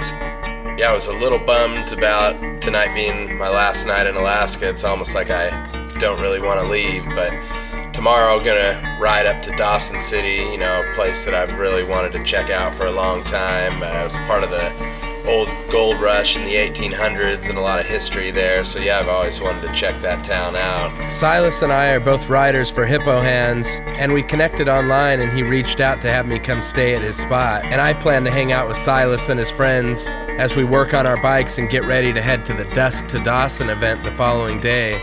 Yeah. I'm Silas Hustler, ak.klr650 on Instagram. I just got into adventure motorcycling back in 2022. I bought my first bike, it was this one. Discovered something, I guess, that I flat out enjoy.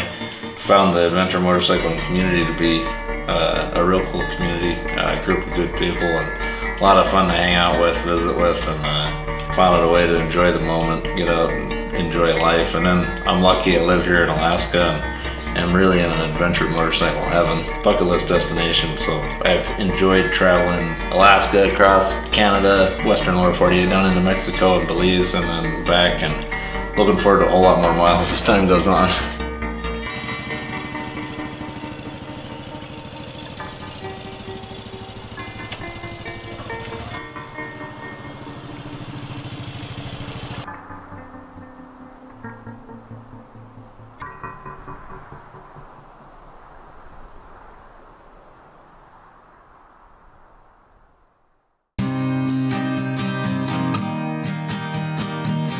Day 19, we'd wake up in Tahoe today and start to make our way towards Dawson City for the Dusk to Dawson event. We hung out around Silas's house and worked on our bikes before getting a late start so we could ride to the top of the world highway.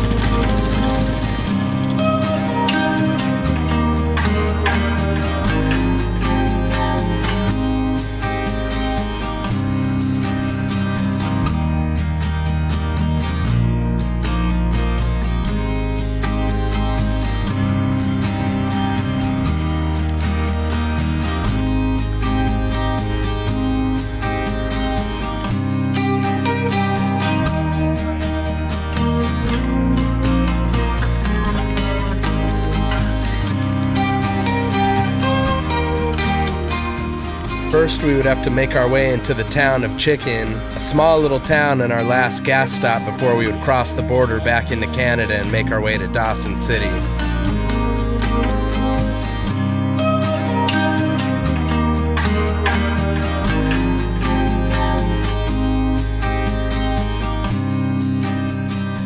Top of the World Highway is an 80-mile dirt road that goes along the crest of mountaintops and allows you to look down into the valleys as you make your way over into the Canadian border.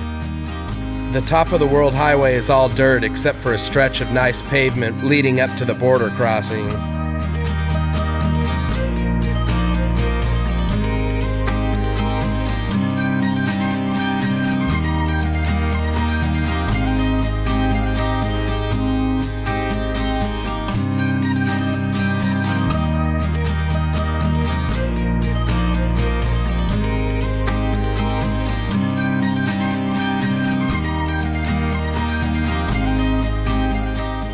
We stopped right before the Canadian border and paid our respects to the Alaska sign one last time. As we stood on top of the World Highway, I couldn't help but reminisce on all the amazing experiences over the last week or so that I spent in Alaska. And it would be hard leaving this beautiful land behind as we made our way towards Dawson City.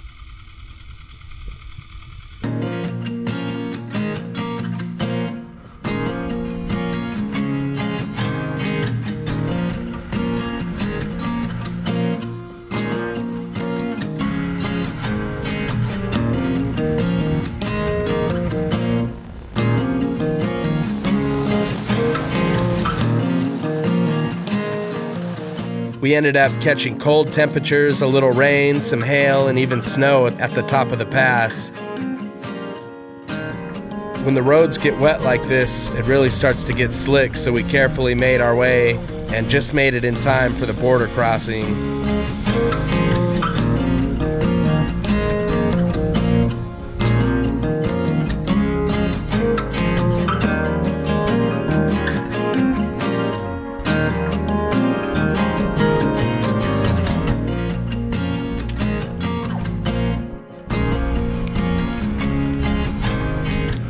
We'd make it to the Yukon River, and I would cross a ferry before making my way to my motel for the night.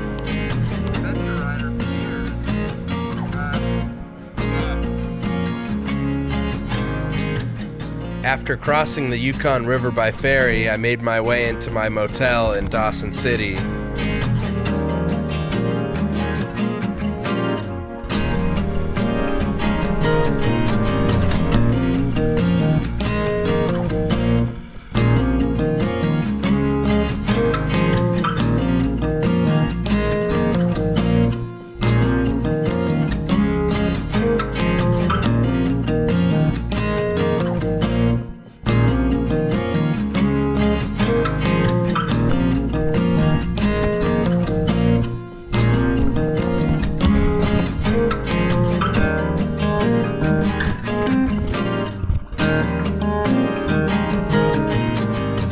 After checking into my motel, we walked around the city and made our way to a rite of passage in Dawson City, the Sour Toe Cocktail.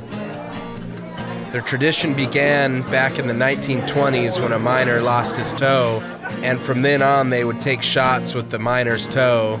Over the years, the tradition has grown, and now it's become a rite of passage for those that come to Dawson City. We were the last ones in line, and we're lucky enough to get a chance to do the sour toe shot. All right, cheers.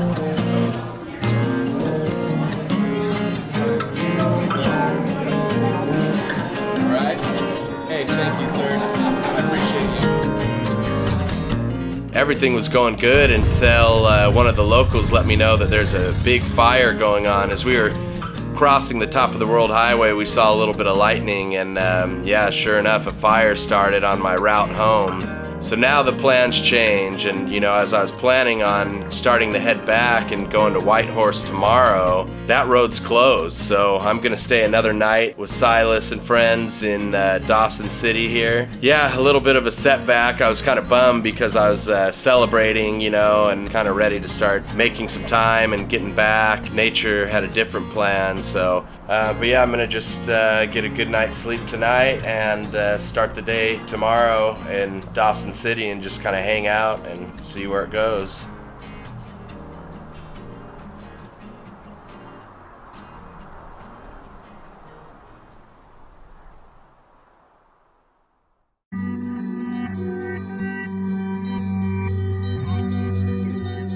Day 20. I woke up today in Dawson City, and today would be my first 0 day of the trip. The road was closed heading south from here to Whitehorse, and I ended up having to stay an extra day. This would end up being a blessing in disguise because I would get to meet and hang out with a bunch of cool riders. Hey man, you guys gotta go to YouTube and look at Daniel Byers' Cycle South. See some videos from my travels. I would leave my hotel in Dawson City and make my way back across the Yukon River to stay with Silas and his friends and set up my camp for the day.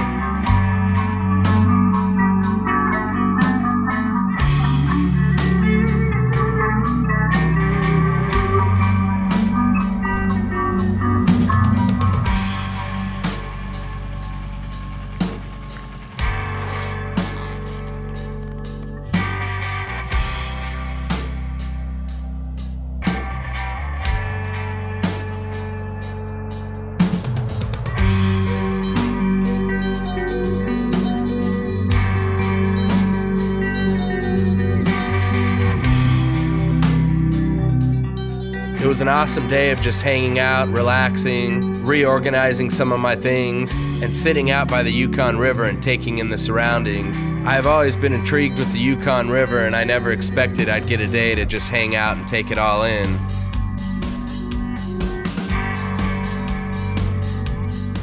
Got into camp here with Silas, set up my tent. Tonight I'm staying at the Yukon River Camp. People from all over the world came to meet for this Dusk to Dawson event. It's an annual event, you know, where everybody gets together in Dawson City, adventure riders and people alike, and you know, they all gather around and kind of exchange stories, play different games. Some people are going on day rides today. After hanging out all day, I went and washed my bike and gave it some much needed love. After taking the top of the world highway the day before, the calcium chloride had gotten all over our bike and they were due to be cleaned off. Silas Hessler. After cleaning my bike, I went and met up with Silas and a bunch of different adventure riders to check out the Dusk to Dawson event. The Dusk to Dawson weekend has been held since 1992, and it brings together adventure riders from all over the world. All the riders would meet up in the parking lot and get together to take a picture at midnight before being handed out the coveted Dusk to Dawson stickers. This was an awesome event. I got to meet a lot of cool people. It was fun hanging out with everyone and hearing about their adventures on the road.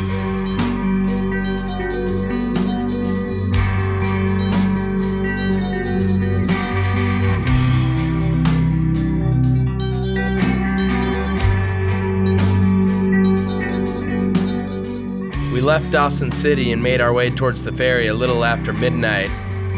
Due to the smoke in the air from the fires, for the first time we were able to catch the resemblance of a sunset. We enjoyed the beautiful colors in the land of the midnight sun as we made our way back towards camp before calling it a night.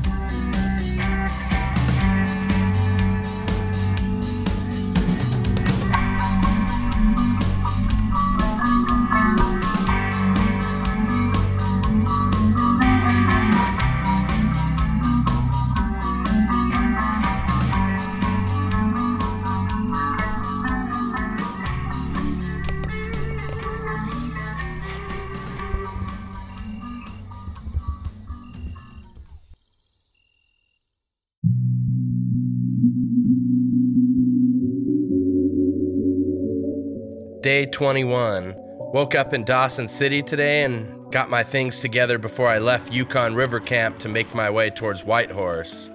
The road down to Whitehorse finally opened up today as it rained a little bit overnight, and I was ready to make my way south and start making my way home officially. There was a lot of dirt construction zones and dirt corridors on my way south, and I caught a lot of rain today as I made my way through some beautiful forests.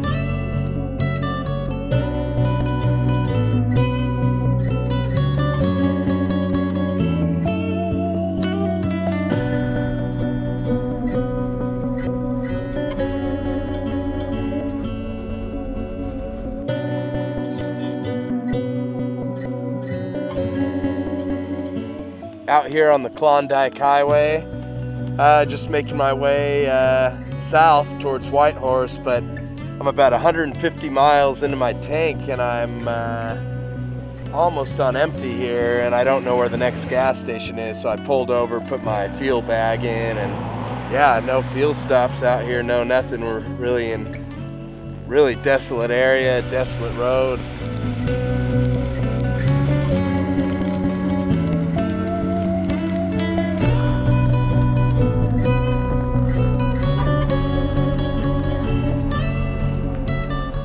My rear tire was getting dangerously low, and I wasn't able to find in Alaska any places that sold a rear tire that fit the 17-inch wheel of the Versys. Yukon, Yamaha, and Whitehorse was the only shop that would do a tire change for my Versys, but they were closing at 3 p.m. It does look kind of squishy. A little squishy, yeah. I checked it last night. So yeah, they closed at 3 p.m. I got into town around 4, just missed it, so they're gonna be closed the next day, Sunday, but they reopen Monday morning. So tomorrow I might stay at the Hotsprings in Whitehorse. Monday morning, go put a tire on and make my way towards Watson Lake. Here at the Yukon Motorcycle Park, there's like a pile of tires that people donate or leave behind when they change theirs. So there's a tire in here that probably will work on my bike, and I might have to use it because I'm not sure if they're gonna have my specific tire size in stock. I called it an early night tonight and braced myself for a big storm coming in overnight. It was supposed to rain quite a bit, so I made sure that my tent was ready to go and I got a good night's sleep for the next day.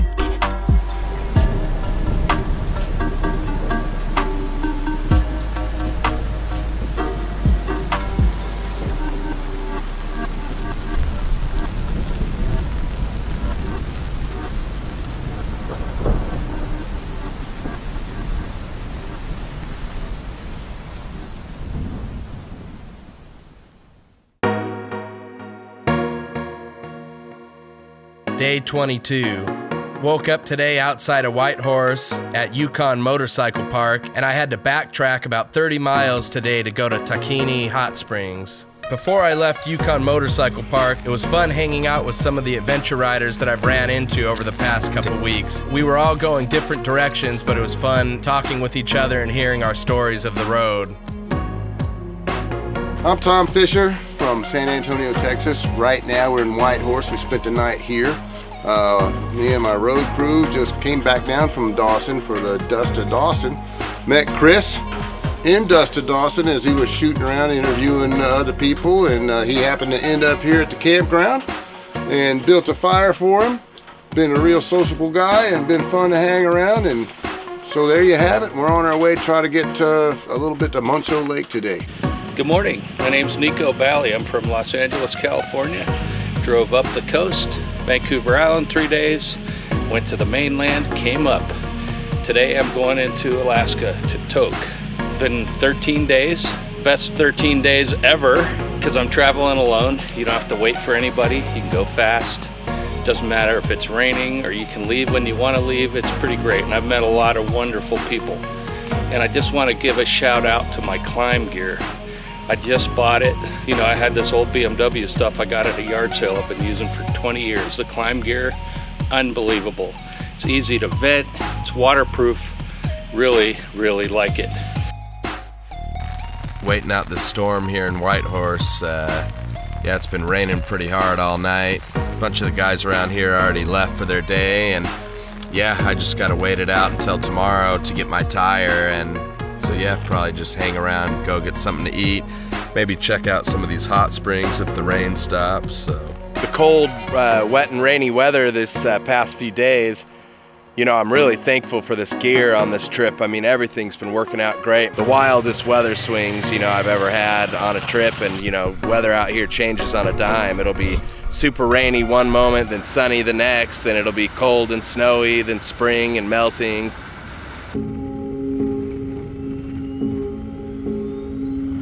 Just talked to a local at the gas station here, and he was telling me how they saw, you know, one of the oldest, biggest grizzlies in the Yukon here about a month ago. So yeah, a really huge one. Showed me a picture. It was pretty nuts, but yeah, here I am camping, you know, in grizzly territory, in a place with actually a lot of animal activity here at these hot springs.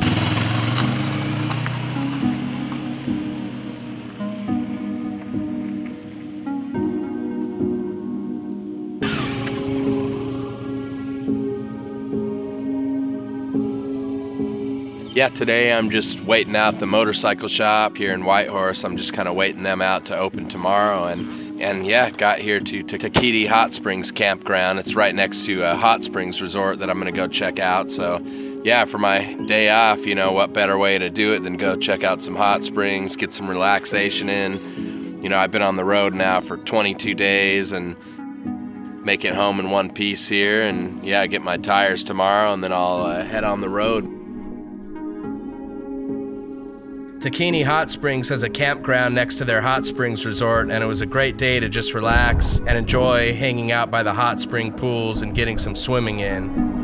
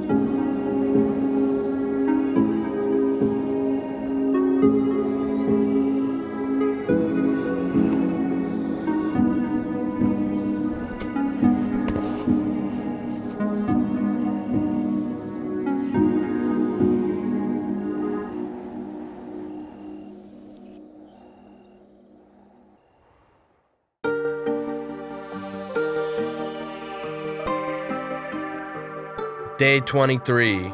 Woke up in Whitehorse today and I would make my way towards Liard Hot Springs.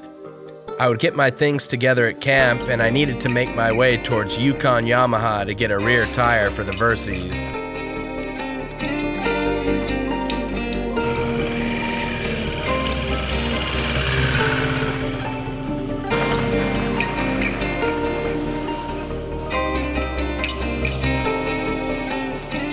Yukon Yamaha is one of the most popular stops for tire changes for travelers in the north, and a group of riders and I waited out front for them to open early Monday morning and get started on our bikes.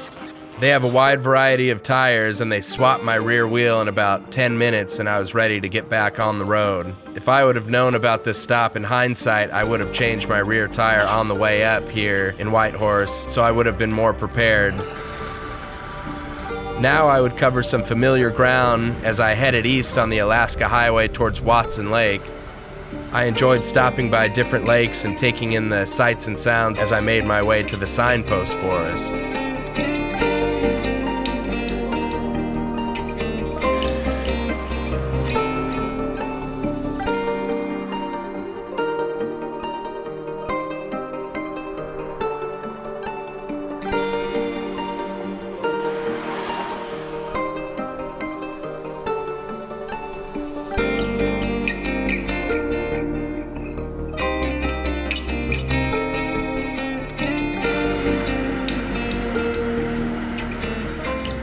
I ended up catching a bunch of rain as I headed east towards Watson Lake. Rain was starting to become the Canadian theme on this trip, as I was starting to get used to the idea that rain could pop up at any time here in the north. I was thankful for my Hippo Hands, my waterproof Nelson Rigg luggage, and my Klim outerwear. Without this great gear, I would have been soaked on this trip, and it looked like rain was on the forecast for the next week to come.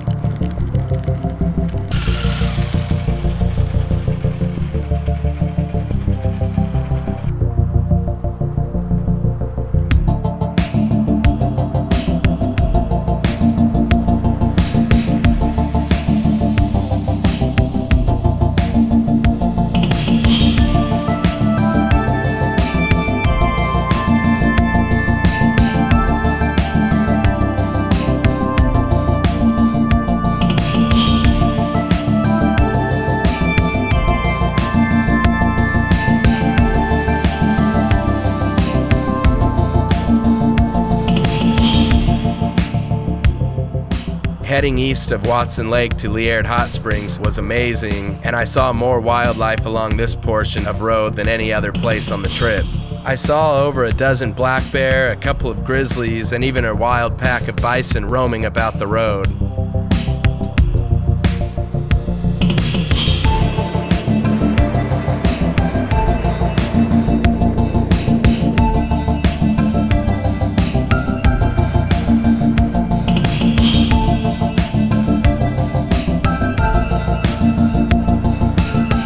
This area was filled with wildlife, and I made myself to a wilderness camp outside of Liard Hot Springs.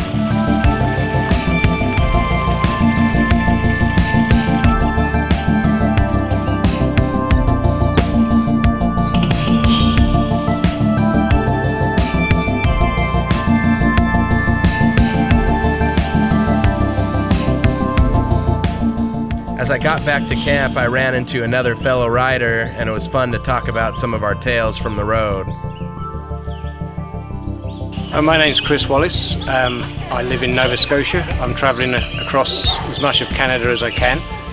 I've been in remission from leukemia for 2 years now, so I'm doing this trip to raise money for leukemia and for myself, of course. That's what I'm all about.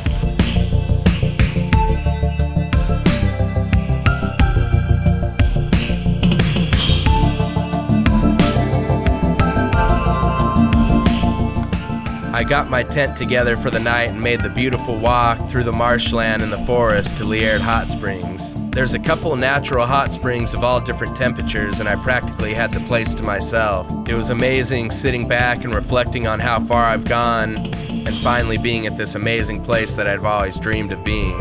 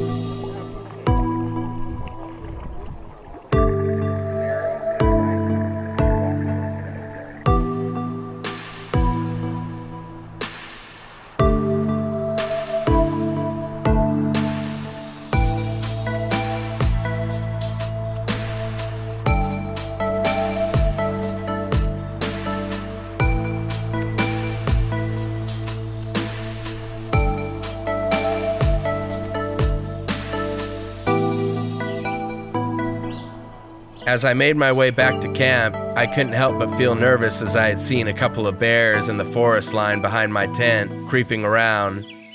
There's been a few deaths from grizzly bears here over the years, and I was feeling a little cautious as I went to bed that night.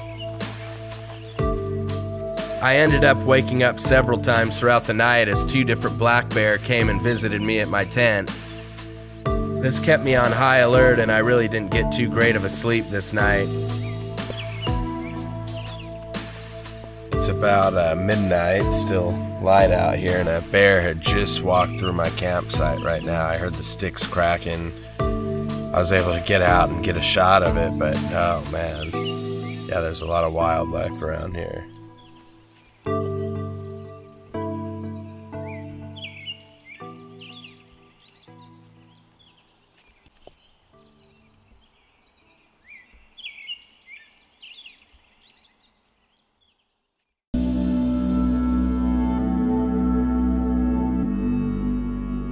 Day 24. I woke up in Liard Hot Springs and I would make my way back down the Cassiar Highway to Iskut today. Last night was a spooky night as I had a couple of bears come up to my tent, and as I made my way back towards Watson Lake on the Alaska Highway, I saw an abundance of wildlife as I made my way west.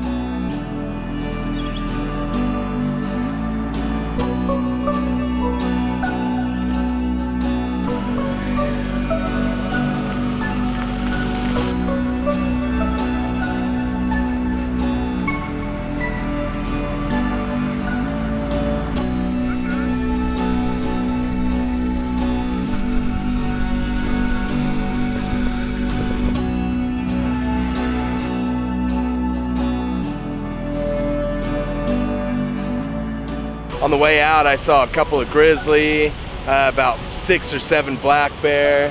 I saw a porcupine today, so yeah, a lot of wildlife in that area coming out of Liard Hot Springs.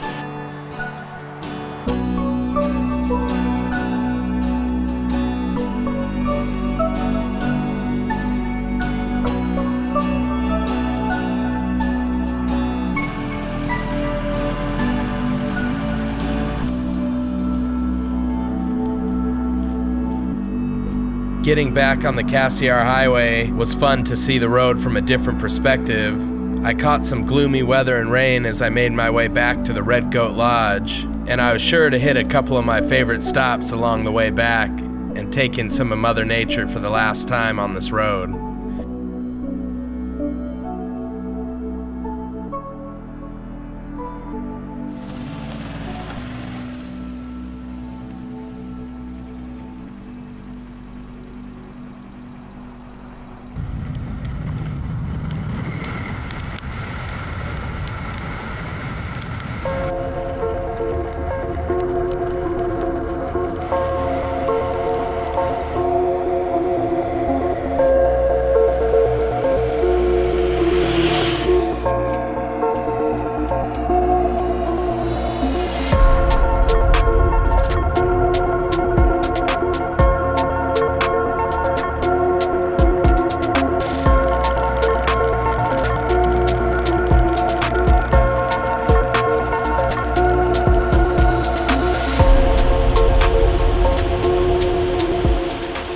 Coming down the Cassiar, the 37 right now, and I caught rain again today. I've caught rain probably for the last 6 or 7 days at least.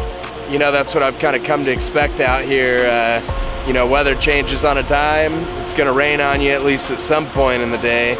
So I'm just taking it with a good attitude and, you know, enjoying this nice cool weather before I go back home to the Central Valley where it's 100 degrees.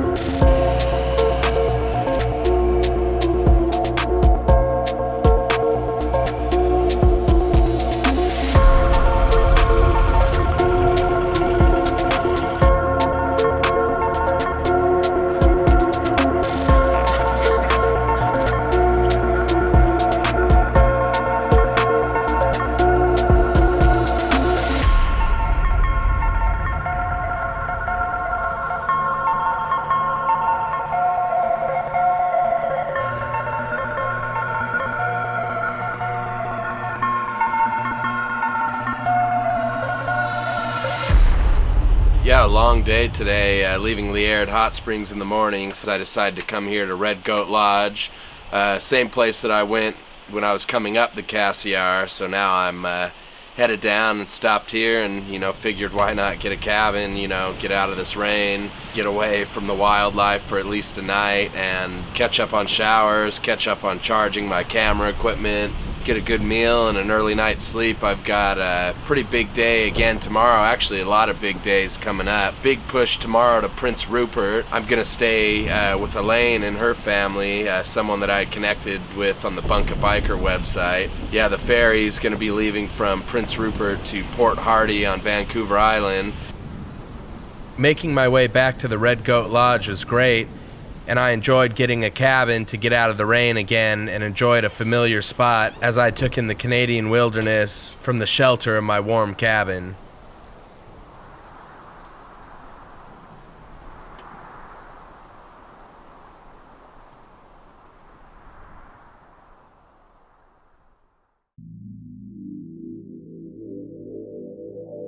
Day 25.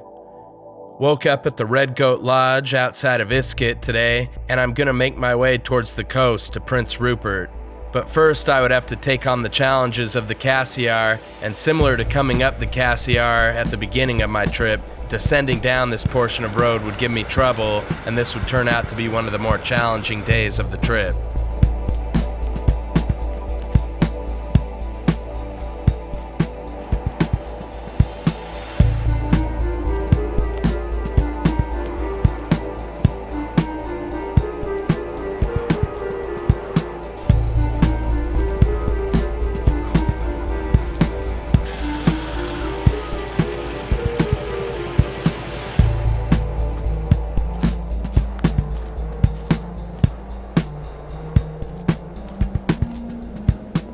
As I was riding on the Cassiar, my chain would end up breaking on my bike, wrapping around my rear crash guard, forcing me to pull over on the side of the road and attempt to change the chain on the most desolate road of the trip so far. Riding towards Prince Rupert right now, but on the way here my chain broke off my bike. So I pulled over on the side of the road, got out all my tools. There's a ton of mosquitoes. There's just a bear up the road here. Luckily the rain cleared up for a second here, but yeah, and thank God that I bought a chain in Fairbanks, you know, fearing that a situation like this could happen. So switching to the new chain and gonna try and get on the road here. Yeah, this is why at home I kind of practice for these sort of scenarios. I've got every exact tool that I need and nothing that I don't. You know, I've got my chain brake tool. I picked up an extra chain in Fairbanks.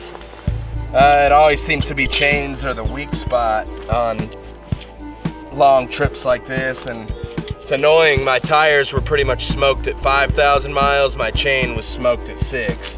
And when you took the chain apart here, which I'm taking it just in case if I have to cut a link or do something, but yeah, it's really convenient having these Nelson Rigg crash bar bags on the back of my panniers here. That's kind of where I keep my tools, and it helps me so I could pull it all out without taking my whole bike apart. So yeah, doing a chain change on the side of the road in the middle of the wilderness with bears, rain, and mosquitoes, and here I am still having a good time.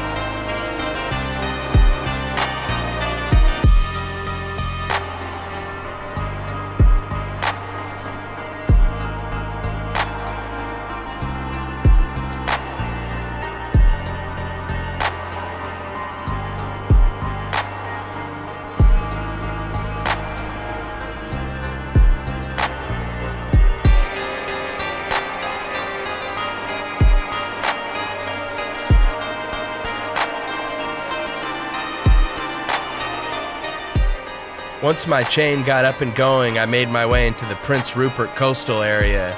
This was one of the most beautiful portions of the trip, and it reminded me of some of the alpine lakes and mountains that are near my home as I spent my time exploring along the coast and taking in all the sights and sounds of this beautiful area.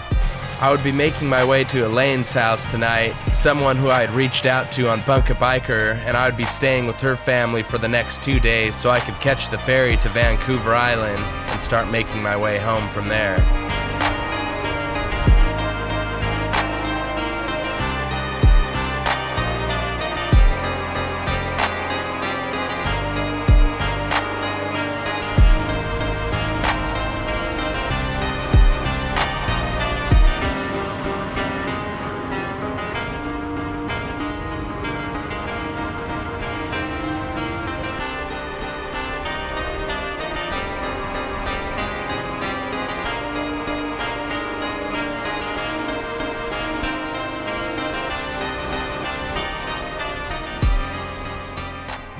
Day 25 here, I got into Prince Rupert to stay with Elaine and her family. Elaine I had met on Bikepack. I'm Elaine Jackson. I'm from Prince Rupert, British Columbia. I've been a Bikepack host for probably the last 3 or 4 seasons. This year's been pretty quiet so far. I think Chris is only my 3rd guest of the year. I'm on the coast of BC, which connects to the BC ferry, so we get a lot of ferry traffic. I belong to Women in the Wind. It's an international organization. It's been around for many years. We do a Canadian rally every year. A group of us from Rupert Terrace, Prince George, we all ride to wherever the rally is. Here in Prince Rupert we also have a toy run that we do every fall. We raise money for the Salvation Army. I have 2 bikes. The run I take on trips is the Honda VTX 1300, and then I started out in 2008 on the Honda Shadow Aero 750, and I rode that up until I think 3 years ago. Yeah, I just took an easy night. I'm gonna prep for the ferry. It's not gonna come tomorrow, but it'll come the following day on Friday, so just gonna take a day to work on my bike and kind of get some rest, get my gear organized and my clothing organized.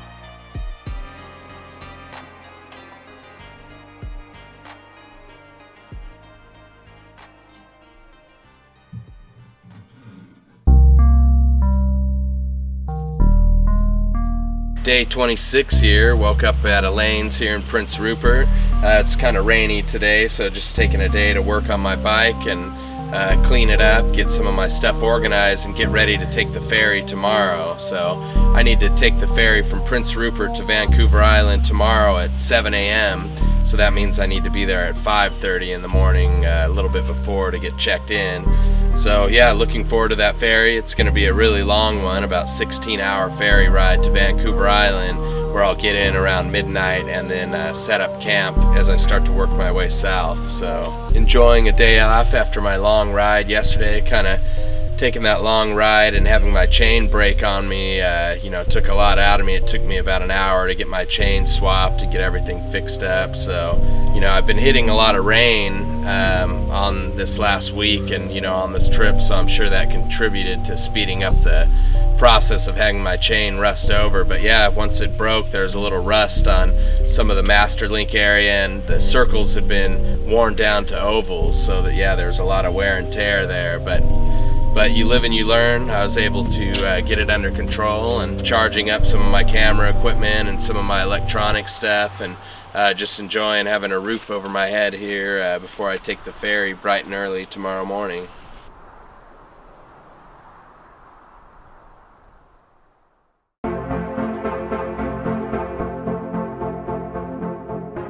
Day 27. Today I'd wake up in Prince Rupert and take the ferry to Port Hardy on Vancouver Island. I left Elaine's this morning and made my way towards the ferry terminal. As I waited in line, I would do a little bit of bike maintenance and prepare myself for the 16-hour ride ahead.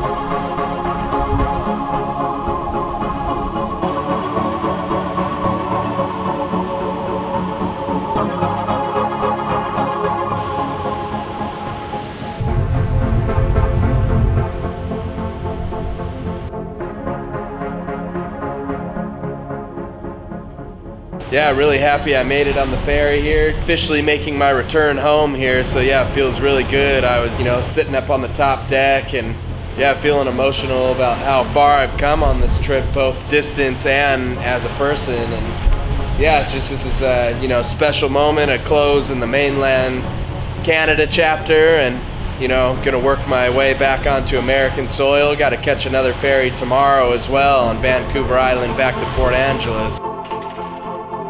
This ferry was really an amazing time, and I got to see lots of different wildlife, historical monuments, and even got a nap in to catch up on my rest. The ferry arrives in Port Hardy around midnight, and I'd have to make my way to my campground and set up my tent in the dark for the first time in a couple of weeks. It was amazing to see nighttime again, and I felt a big sense of accomplishment as I had finally made it to Vancouver Island. Just got off the ferry here, just got into camp at Port Hardy, and for the first time in about 3 weeks it's dark, so yeah, there's actually nighttime now that I made it down to Vancouver Island here. And so yeah, got into camp around 1 a.m. and just gonna try and get some sleep, and then I got a ride and catch the ferry from Victoria and Vancouver Island to Port Angeles in Washington. So hopefully tomorrow, if all goes well, I'll be back in the United States. So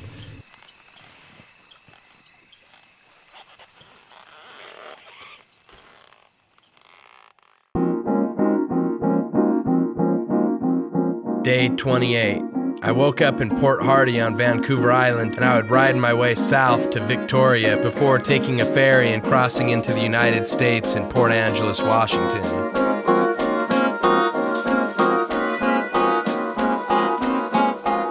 Today would prove to be one of the toughest days, and I'd face the wettest, heaviest rain of the trip. I'd have to ride nearly 6 hours in the soaking rain to make my way to Victoria in time to make the ferry to cross into the U.S.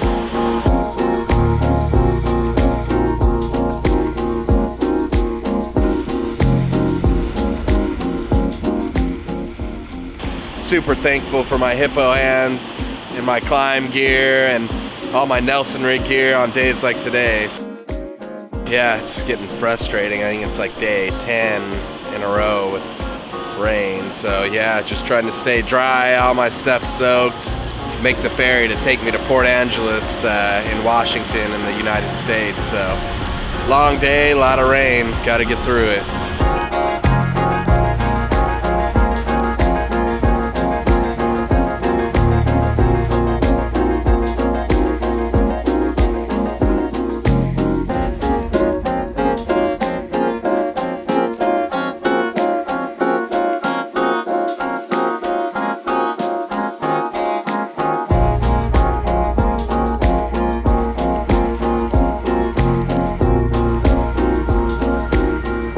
Due to the time constraints of the ferry and the wet weather forecasted for the next week, I decided to blaze my way through the island and try to push my luck to make it into the U.S. before the end of the day.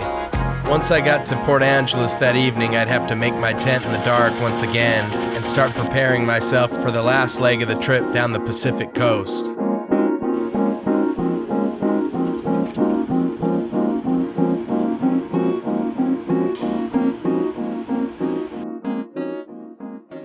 It was the worst rain of the trip by far, just wet, heavy rain, got soaked, but I made it in time for the ferry.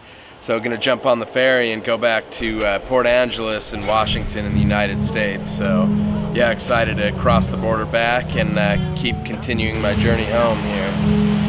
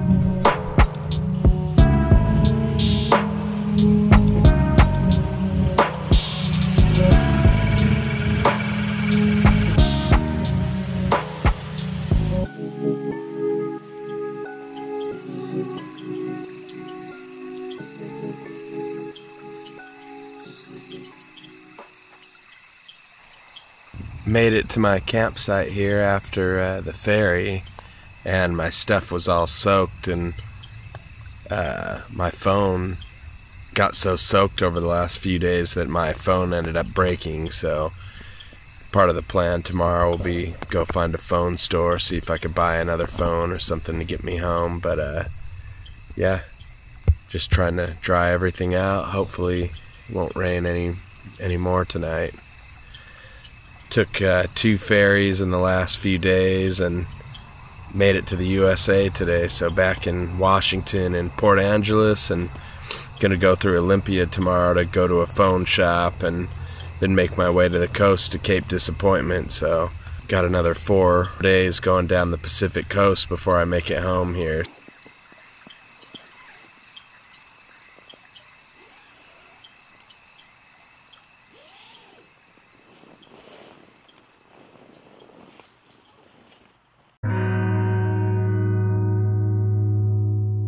Day 29. I woke up in Port Angeles this morning and would ride my way to Cape Disappointment on the Washington coast. Morning back in the USA here. I'm in Port Angeles, Washington. Took the ferry last night and just made it in time to get back into Washington here so I could start the day. I caught so much rain that, yeah, my phone stopped charging and eventually shut off, and looked like it had a bunch of water damage. So I need to ride down to Olympia and go to a phone store. That's the only phone store that's open here on Sundays. The store in Olympia doesn't open till noon today, so did a little laundry, threw my gloves in the dryer. Yeah, and trying to dry out my tent before it's supposed to rain here in about an hour. So gonna get my stuff together and hit the road, head south down the 101 back to Olympia, and then to the coast to Cape Disappointment. So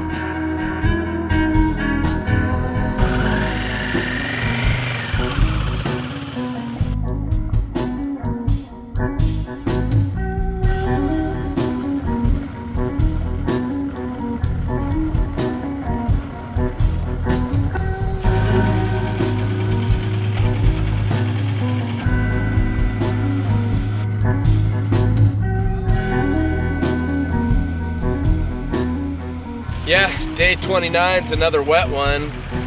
Went through a bunch of rain when I was leaving Port Angeles and kind of coming into the 101 South. So this 101, this is the way that I came up when I went up into Washington and onto Whimby Island.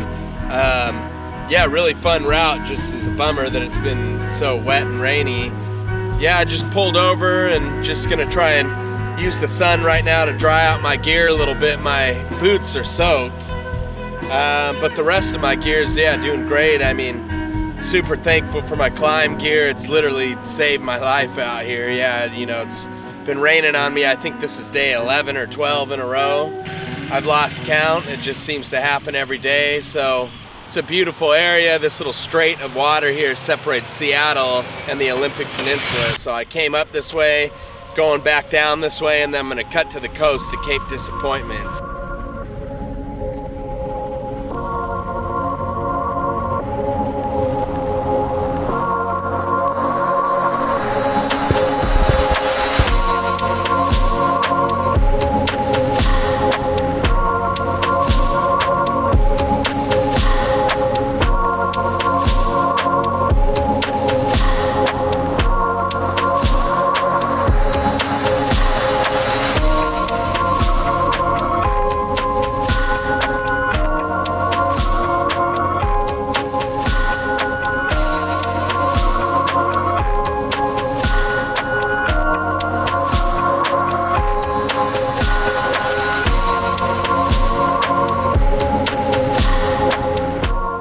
Making my way into Cape Disappointment was beautiful.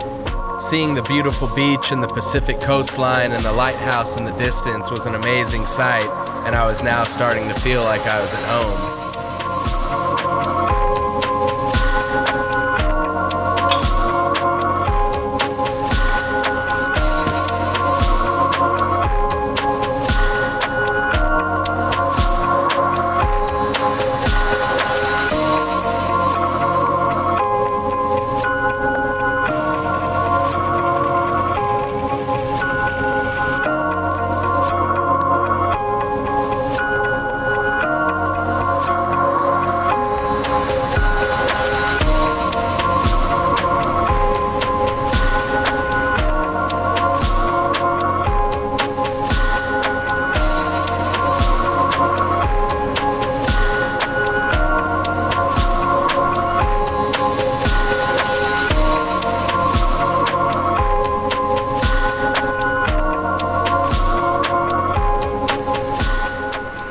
made it to the Washington coast here, and felt great to be back on the Pacific Ocean and here at Cape Disappointment, so it did not disappoint.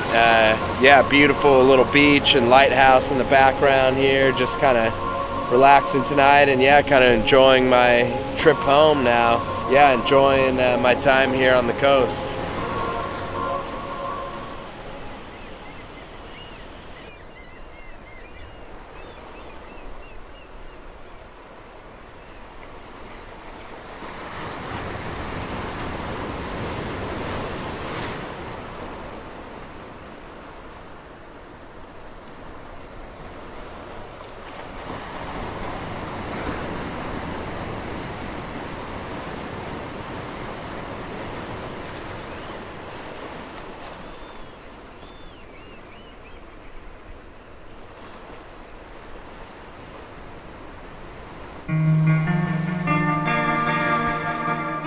Day 30.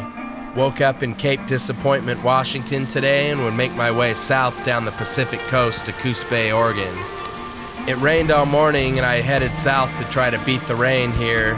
I was thankful for my Hippo Hands, my Nelson Rigg dry luggage, my Klim Latitude gear, and my big Agnes camping equipment. Without this high-quality gear keeping myself and my things dry, this weather would have been much more miserable than it already is.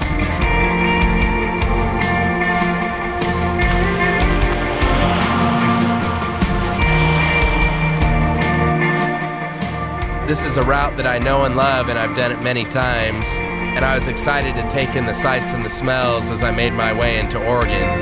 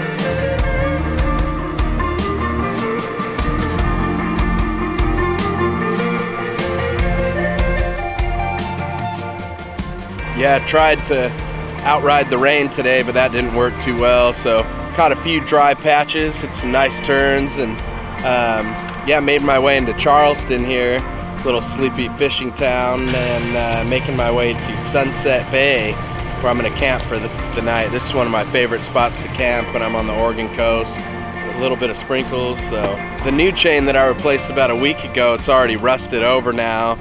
Due to riding in the rain so many days in a row. So when I was in Victoria, I picked up an extra chain just in case.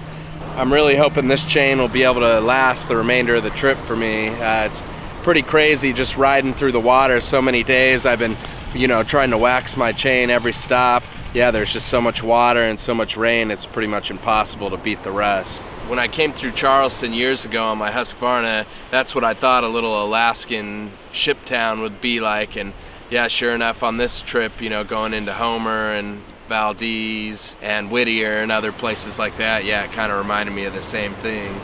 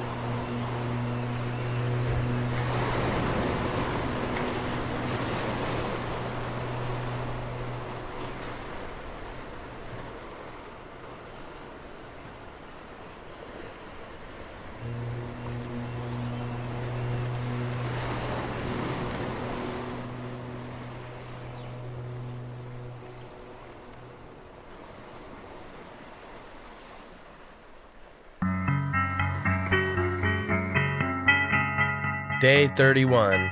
I woke up in Coos Bay, Oregon this morning and would make my way towards Fort Bragg, California today. Tonight would be my last night of the trip, and I was anxious to make my way south down the coast so I could get into camp and enjoy my last night alone.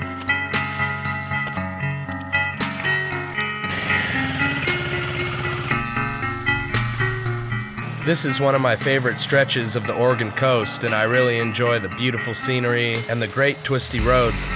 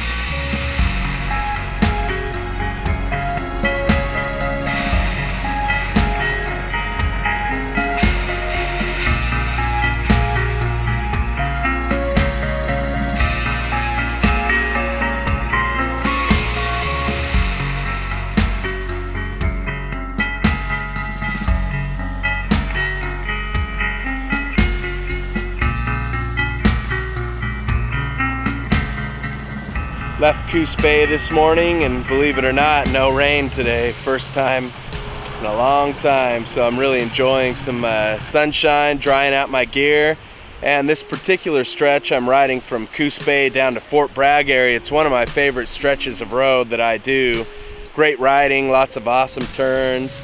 Yeah, good spirits today. Just gonna make my way back into California and enjoy these roads. Today I would be making it back into my home state of California for the first time, and I was excited to set my feet on some California beaches as I was nearing closer to completing my journey home.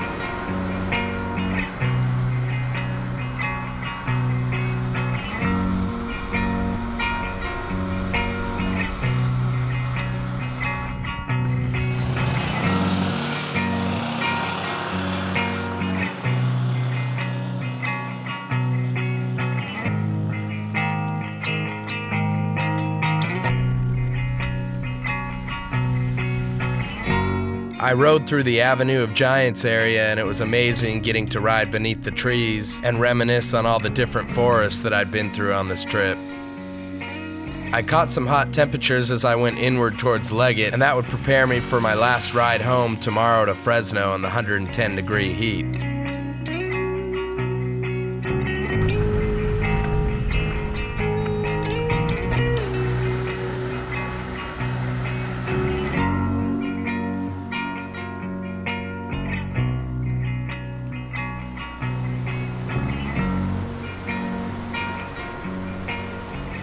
Finally made it into California. It felt great to not have rain today. Being in my home state felt amazing, and for now, yeah, just enjoyed getting back just north of Fort Bragg here, and what better for my last night on my trip here to be camped out right on the cliff on the Pacific Ocean, so you really can't beat that. Reflecting on this trip, I've come a long way. Really nervous about the trip and going solo, and now the trip is ending, you know, it's almost like I don't want it to end. I'm ready to keep going, and if it wasn't for the money, the bike maintenance, you know, loved ones at home, I could keep going and, you know, do this for my lifestyle. So that's kind of what I learned on this trip, was you can't look at it like a destination, you have to look at it like you're living. This is how we live now, you know, we ride when we ride, we stop when we need to get something to eat, we get fuel, and we find a place to stay. And, you know, living that simple, you know, really something that I think a lot of people, you know, would benefit from.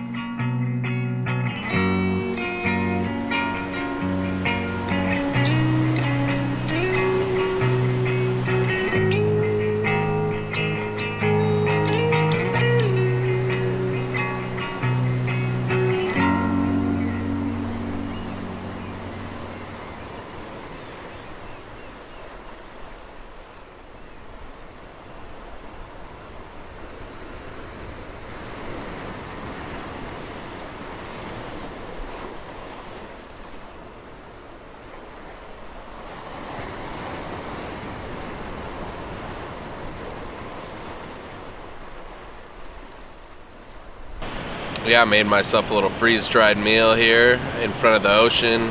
Yeah, kind of re-ground myself before I head back into my normal life tomorrow. Gonna probably have to wake up extra early to beat the heat, but yeah, Fresno's been over 110 all last week and all this week, so that's what I'm riding into tomorrow, saying it's gonna be 111 degrees. It's been nice reflecting on you know, my past experience the last month, and you know, all the things that I've overcome and all the plans that I have for the future. So it's an exciting time for me, and I'm really proud of myself for doing this trip and, you know, sticking with it. And when the going gets tough, you know, I didn't give up, I just kept going.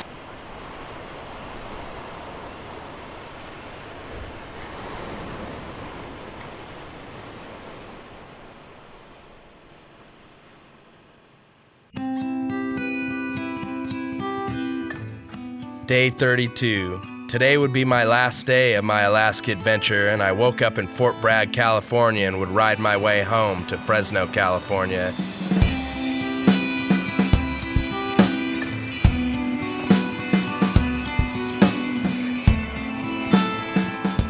I left just north of Fort Bragg this morning, about 5:30 in the morning. I've only gone 15 miles or so inland, and it is hot. And it's in the forest in the shade. I can only imagine what I'm about to come into when I go back to Fresno. Gonna be coming back into an oven, so I just gotta, yeah, get on the road, and left early today to try to beat the heat as much as I can. If not, I'm gonna have to soak my shirt and, yeah, tough it out. So, last day on the road, the heat sometimes makes it the toughest, so I just gotta focus and make it home.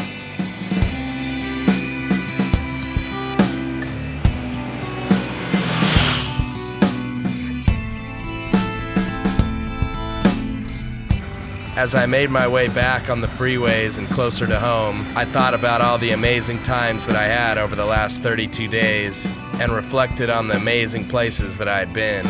I was thankful to make it home safe on this trip. I fulfilled a lifelong dream of going to Alaska, and I was proud of myself for going to the limits of what I thought was possible and completing my goal. I made it home safe from my Alaska adventure after 32 days on the road, 8,000 miles, 4 different states, 2 different countries, and 1 trip that I'll never forget. I wouldn't have been able to do this trip alone, and I'm thankful for my different sponsors on this trip and the different people along the way that helped put me up, gave me a place to stay and something to eat. At the beginning of this trip, I really was dreading traveling alone, but now, after making it home safe, I think I wouldn't have had it any other way. Traveling alone allowed me to do things on my own schedule and stop to film more and enjoy the experience of truly living in the moment. And in the future, it might be my preferred way to travel. I'm glad that everyone stuck around and got to watch this documentary and learn about the story of my motorcycle journey and how I've come to this point. I appreciate everyone that reached out along the way and helped me on my journey. People that sent me kind words online, other people that reached out to have me stay at their places. That hospitality is really what I'll remember on this trip, and how the adventure community is really like-minded and we all come together for the greater good. This trip was really special for me, and it was really a once-in-a-lifetime trip. As far as packing and all the gear that I bring, I ended up using every piece of my gear at least once. With over 20 days of rain on this adventure, I was thankful for my waterproof gear, keeping myself and my equipment dry so I could keep riding through any weather the north could throw my way.